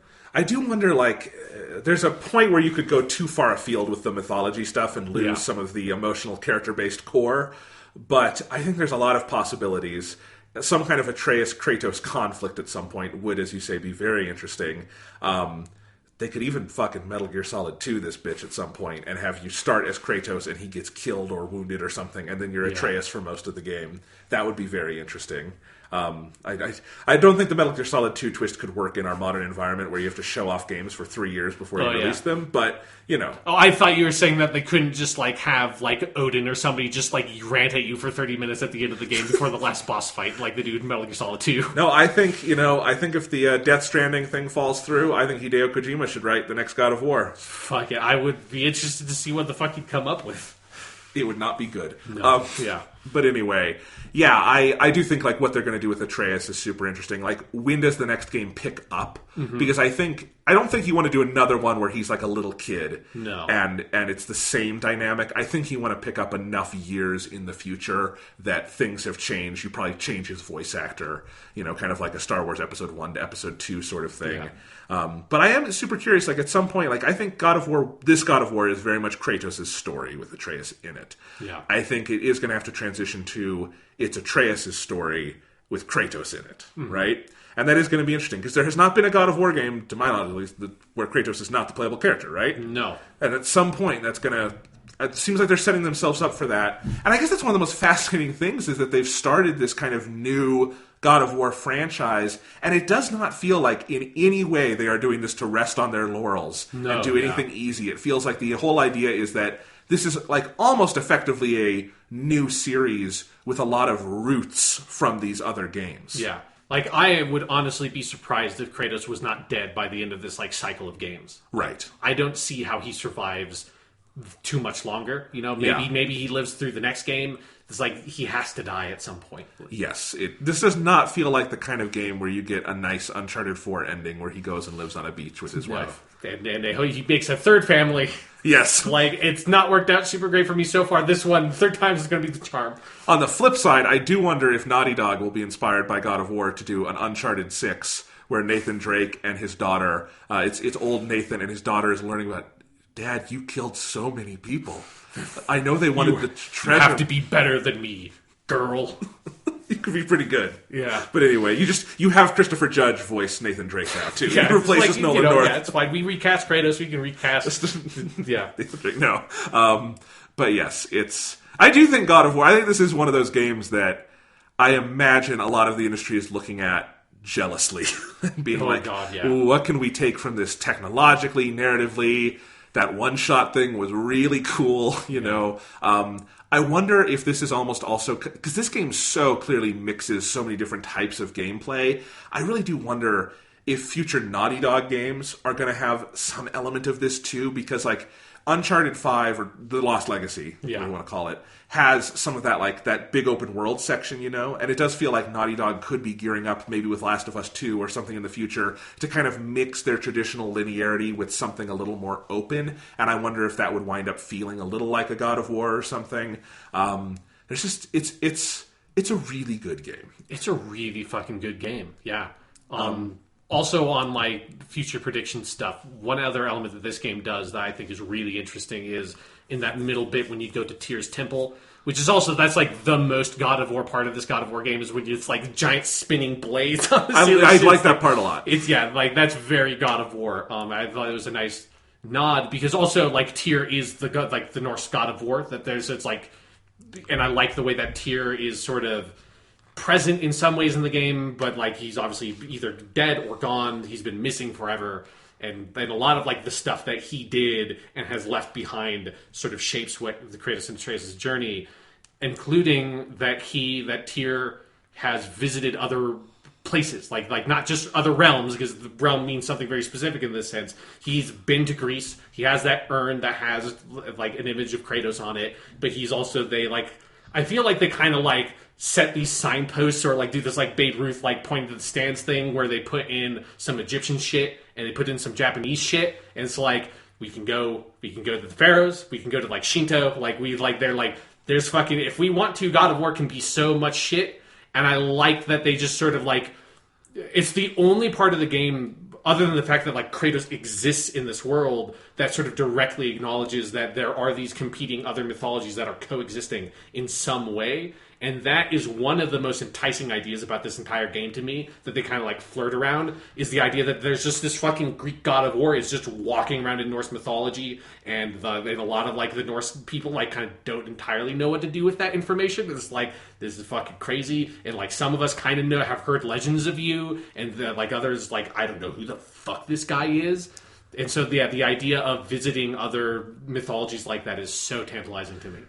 And it's a weird thing to think about, though, because it feels like you've set up more than enough in this one that you could easily do your whole trilogy never leaving Norse mythology. Oh, for sure. And that if you were to do the same kind of dedicated thing where at the end of every cycle Kratos leaves for another mythology, it would be, a decade plus before we got to Egypt or something. Yeah. But then you wonder, is maybe some of the plan to mix some of these things in with the Norse stuff? Like, will the next God of War look substantially different than what this one did? Like, there are a lot of possibilities. As much as they lay down, it's also hard to imagine what exactly the next one is, Mm-hmm. There definitely will be one. This game sold like fucking hotcakes. Yeah. And they put in that little like extra bit at the end when you go back to home, and Thor shows up like a fucking like lightning gunslinger, and, like slips his coat back and like gets his hammer ready. Yeah, that was funny. But yes, I'm excited to see where they go next. Yeah, it's a hell of a thing. It's a weird thing where this is technically one of the oldest PlayStation IPs. Yeah, still going for sure. Yeah, but it also feels like they successfully relaunched the IP. Like this is a new IP, still called God of War. Honestly, this feels to me like something more than anyone else in the industry Microsoft needs to pay attention to and say, this is how you do Gears of War or Halo in 2018. I think there is no more story to tell with Gears of War as they did it, but I do think it's possible that you could take a lot of those fundamentals and try something new with it. Yeah. I think the Halo story ran as hard into the ground as a story possibly can in Halo 5, which is not a good video game. And I think I would be much more interested, and I mean, I've thought this since like Halo Reach, like since Bungie was done with the series, of like the thing to do is not to keep telling Master Chief's story. It's Halo is this giant, big open sci-fi universe. You can tell any story you want, and then you can make your own game out of it. That's what to do. Like, I joked about it last time, but probably the healthiest thing for the Halo brand would be in 2020 to have a game just called Halo and let it be its own thing. Because that's the other thing is that, if this were called God of War 8, and was clearly another Greek set sequel or prequel or whatever, it would sell like a fifth as much because a lot of people would feel alienated and they wouldn't get into it, and it would have just even been the people that like me that like the old God of War games, like I didn't play God of War Ascension, I didn't play the PSP games because at some point like those 3 God of War games are pretty fucking similar in terms of gameplay stuff, and like God of War 3's story kind of ends on a fart, and it's like, okay, like, I'm kind of done with this stuff. That, if they had shown up with a God of War 4 or whatever the fuck you would have called it, and it was Kratos goes and, like, fights fucking Pan, like, whoever, like, Dionysus, like, whoever the fuck is left after the end of God of War 3, this is pretty slim pickings. But it's like he goes and fights some other, like, a Greek, or maybe, like, they, like, cheat and say, like, oh, what if, like, the Roman gods, and now he's fighting Jupiter instead of Zeus. He fights Cupid. It's a love story. Cupid shoots him with an arrow. Man, Kratos has been fighting with Cupid his whole life. This is a totally different way. But yeah, like, instead of doing that, they do, like, what is one of the most radical reinventions of a franchise I've ever seen. Oh, yeah. It's like Resident Evil 4 or fucking, like, I mean, it's beyond even something that I think, like, in some ways Ocarina of Time does, because while Ocarina of Time shifts into 3 dimensions, it keeps the gameplay structures and mechanics of Link. Or like a Metroid Prime or something. Like, it's in that vein, but Metroid Prime is still very recognizably a Metroid game. At heart, this is arguably not in a lot of ways, or its heart is in a different, more mature place. But yeah, like, there is just an obvious law of diminishing returns for most franchises that you let run too long. You know, and I think sadly those are the only kinds of franchises Microsoft has left. One of them is kind of immune to that. If it's Forza, racing games, people will always play. That doesn't matter. Yeah, but there's not like this story that they're like getting tired of with Forza. But Halo is still big. It's probably always going to sell decently. But if you wanted to inject new life into it, I think it's time to let go of the past. And I think this is just a big signal to a lot of, particularly Western franchises like that have been going forever and have no real capital left anymore. Yeah. I mean, fuck, Assassin's Creed needs something like this, weirdly, of like, I mean, it's not as long-running a series, but, something to just, and I think Origins was like, 50-50 this, to kind of like really rethink how we do something like this. But it's interesting. It's so cool that Sony was like, spend 5 years and $2 billion or however much it looks like it cost that much, of figuring this out, and clearly was worth it because people like it. It sold a lot. It's I bought a fucking PS4 Pro to play it. So, there you go. Yeah. I mean, there were other reasons, but like, it's a cool thing. Yeah. I mean, like, think about that Halo stuff. It is the kind of thing that felt like Halo 3 ended with, like, this possibility to do what this God of War did of, like no. Like, God of War 3 ends with Kratos, like, maybe dead, but has, like, kind of, like, slunk off after murdering the entire Greek pantheon. There's, like, a little bit of a teaser, like, he might actually be alive. And they, like, took that and, like, took it at this, like, faith, and it's like, okay, that's an opportunity to completely change the status quo, change everything about both the story and the game. And Halo 3 has that ending of, like, the Covenant War is done. Like, Master Chief is who knows where. Like, he's just landed on some crazy planet in some other corner of the galaxy. And Halo 4 starts, and what do you immediately encounter? Covenant. Right. It's like, and I like the Halo 4 just fine, but it is, like, a disappointing thing to be like, well, we have, like, the Prometheans are a new enemy race instead of having the Flood, which was the other, like, second enemy race. It's like, but we still have our core, like, elite grunt, jackal, hunter. Like, we have, like, assault rifles and battle rifles and DMRs and magnums and all that. Like, all of it is still Halo, Halo, Halo, Halo, Halo with like a little bit of extra new stuff on top. Yeah.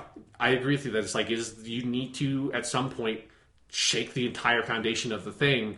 Unfortunately, Halo is like in this like spot where it feels kind of impossible to do that because it'd be weird for like you'd make Halo 4, Halo 5, and then Halo 6 is God of War, right? Right.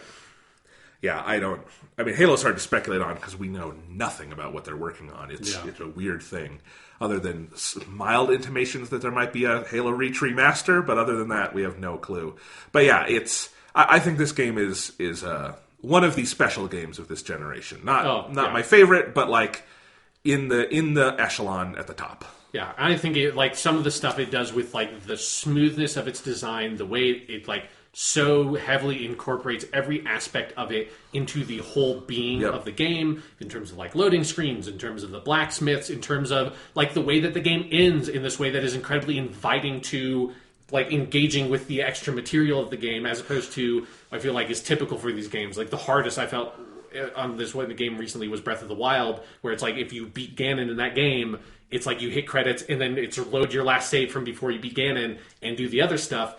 Which is like to me feels like now like everything else is fake because it's like I already finished the story. Everything else is like weird blah stuff. Whereas like in God of War, no, like you finish the game and you get this like smooth sort of like incorporated credit sequence, and it's immediately like you want to go fight the Valkyries, you want to go to Muspelheim and do that shit. Like you can go do whatever you want, and it still feels like it's part of the story. And just the sense of like life goes on is also just a really nice, powerful thing there, because the Breath of the Wild thing, that's just been the standard in video games forever, is that's how any kind of game with an ongoing story does it at the end. Like, all the Zelda games do that. A lot of RPGs do that. A lot of, like, old, like, Mario 64, you don't even get to save at the end or something. You just have to, like, roll it back, and you're never going to have, like, an end-to-save file or something. Like, that's just an old video game thing. And it does feel like gradually we're finding a way to move past that. Like, this, Witcher 3 does it well. Obviously, you know, it's a cool thing. Yes. And the last thing I want to say about this game, like on all those notes, is because we kind of talked over it a little bit, was the sequence in the middle, like how you get to Helheim for the second time is one of the most, like from a technical perspective, one of the most insane things I've ever seen in a video game. I don't know how they did it. You go from the top of that fucking mountain to like down to Tyr's Temple, through the portal into Helheim in one unbroken sequence with no fucking loading screens that you are playing for like half of it on that dragon.